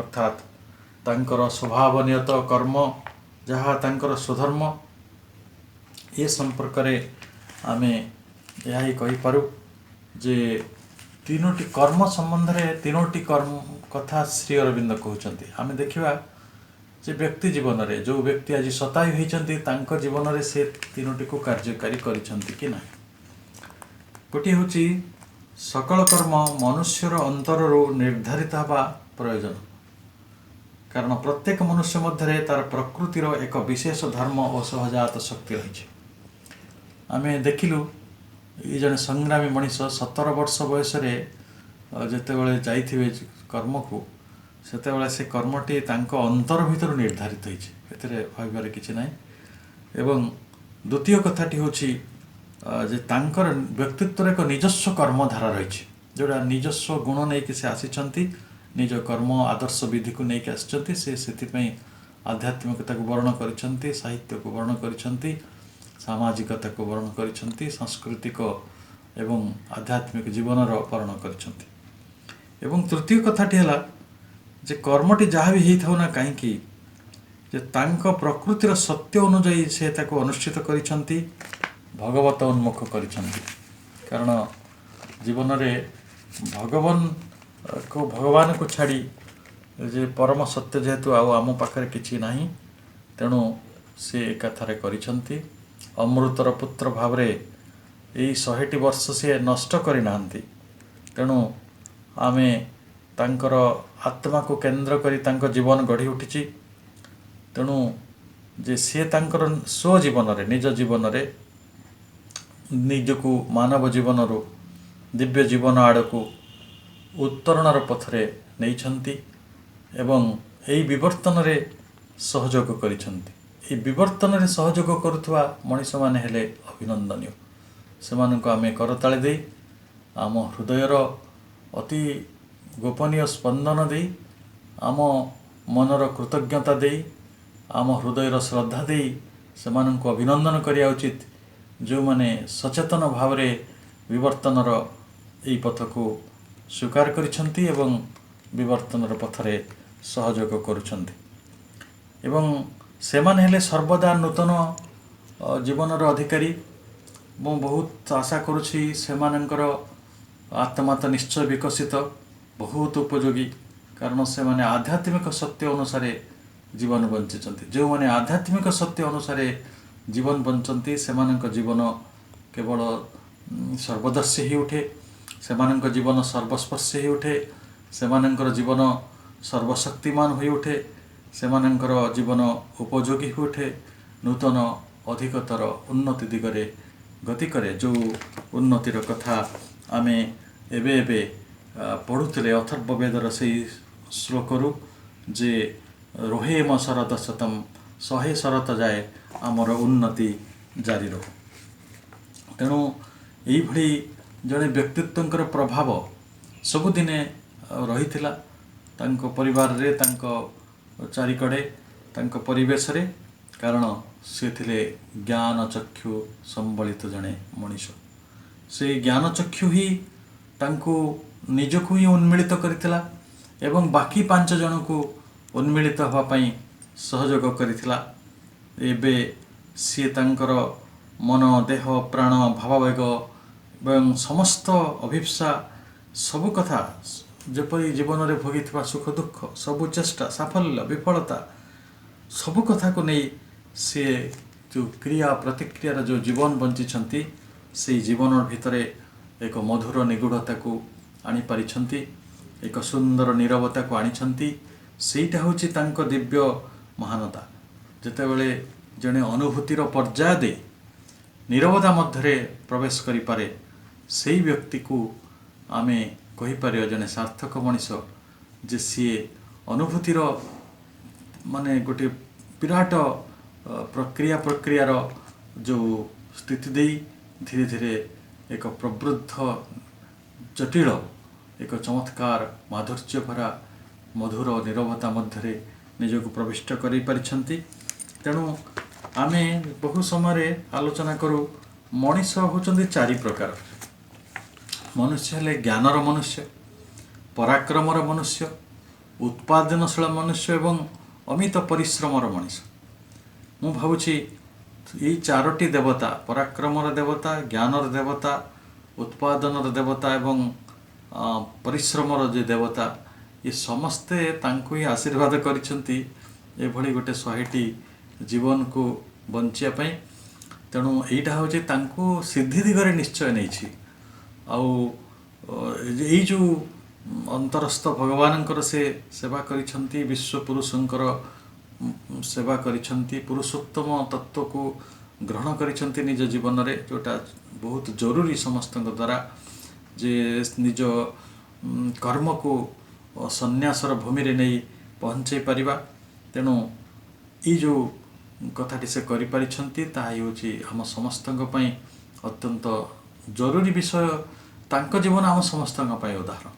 कारण मो लागुछि मु केते थर तांको सहित व्यक्तिगत भाव में भेट करिछि आम अनेक कथा हेचु किंतु मु गोटे परिप्रेक्षी जानि नथिली जे से जने एते बड़ स्वाधीनता संग्राम हुए तो स्वाधीनता संग्राम और परिप्रेक्षी ये कथा आम बहुत गभीर भाव में सी आहरी ताकू प्रामाणिक भाव में पुस्तक रचना करि परिथान्ते आम प्रेरणा थिले कहीं ना आजिर समय गोटे एपरी अकृतज्ञ समय होइछि समस्ते जानती स्वाधीनता संग्राम और परिप्रेक्षी को आम आज भूलिया को बसिलुनी एवं अनेक समय लोके तो अस्वीकार कले। तो ये आभली गोटे विडंबना माने को जतबेले आम सामना करछु से भली विडंबनार समय रे एभली जने शतायु व्यक्तित्व आम पाखे अच्छी या होइछि आम पई समस्त पई गोटे भरोसार कथा।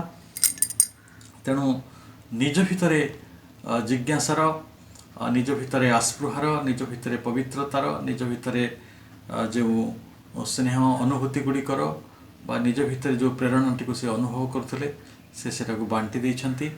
तेणु जो माने निज भितर रही स्नेह को निज भितर रही स्निग्धता को निज भितर रही माधुर्य को बांटी दियंती से माने देवता श्रेणीर। कारण जेते पर्यंत आमे निज को बांटी नाहु निजर स्नेह को निज भितर थिया माधुर्य को सेते पर्यंत आमे गोटे साधारण कृपण मଣିଷ ही रही जावा। तेणु आजिर जो समय अच्छी से समय यही भली मଣିଷ मानकर बहुत प्रयोजनीयता अच्छी आउ जो माने 100 वर्ष अतिक्रम करिछंती जो सेमिति लोक मानकर संख्या तो केते नगण्य। मु बहुत धन्यवाद दूची सेमानकर परिवार को जो माने एभली शतायु पुरुषंकर सेवा करुछंती आ सीए तांकर उपस्थिति द्वारा समस्त को आलोकित करुछंती तांकर उपस्थिति द्वारा समस्त को महान करुछंती। तेणु आमे पुणी बाइबेल से बाणी सहित आज ये आलोचना को यही रखिबा जे आमे जेते वर्ष बंचुना कहीं किंतु जेते पर्यंत आम आत्मार प्रेम थिबो आमे सेते पर्यंत जीवंत ही रहिथिबा। तेणु आम आत्मार प्रेम अनेक दिन जाए लंबी रही थाए आम आयुष भितर भी आयुष बाहर भी। तेणु आयुष बाहर अनेक लोक बंचिछंती मु बहुत बहुत कृतज्ञ जे एभली एक विराट कार्यक्रम रे मो निजको सम्मिलित कर परिछि। मु पुणी थरे समस्तक पई मांकर आशीष भिक्षा करुछि करुणा भिक्षा करुछि एवं पूर्णचंद्र सेनापति आज्ञांक पई मध्य मो हृदय एक विराट प्रार्थना रही से आहरी अनेक दिन बंची रहंतु ये पृथ्वीर अनेक सूर्योदय को देखंतु अनेक सूर्यास्त को देखंतु आकाशर जेते मधु अच्छी ताकू भोग करंतु पवनर प्राणर जेते मधु अच्छी ताकू भोग करंतु जलर जेते शीतलता अच्छी ताकू भोग करंतु। तेणु सबु आनंद तांको प्राप्त हो ये भली एक शुद्ध आवेगपूर्ण इच्छा सहित मोर वक्तव्य को ये रखुछि। वंदे मातरम।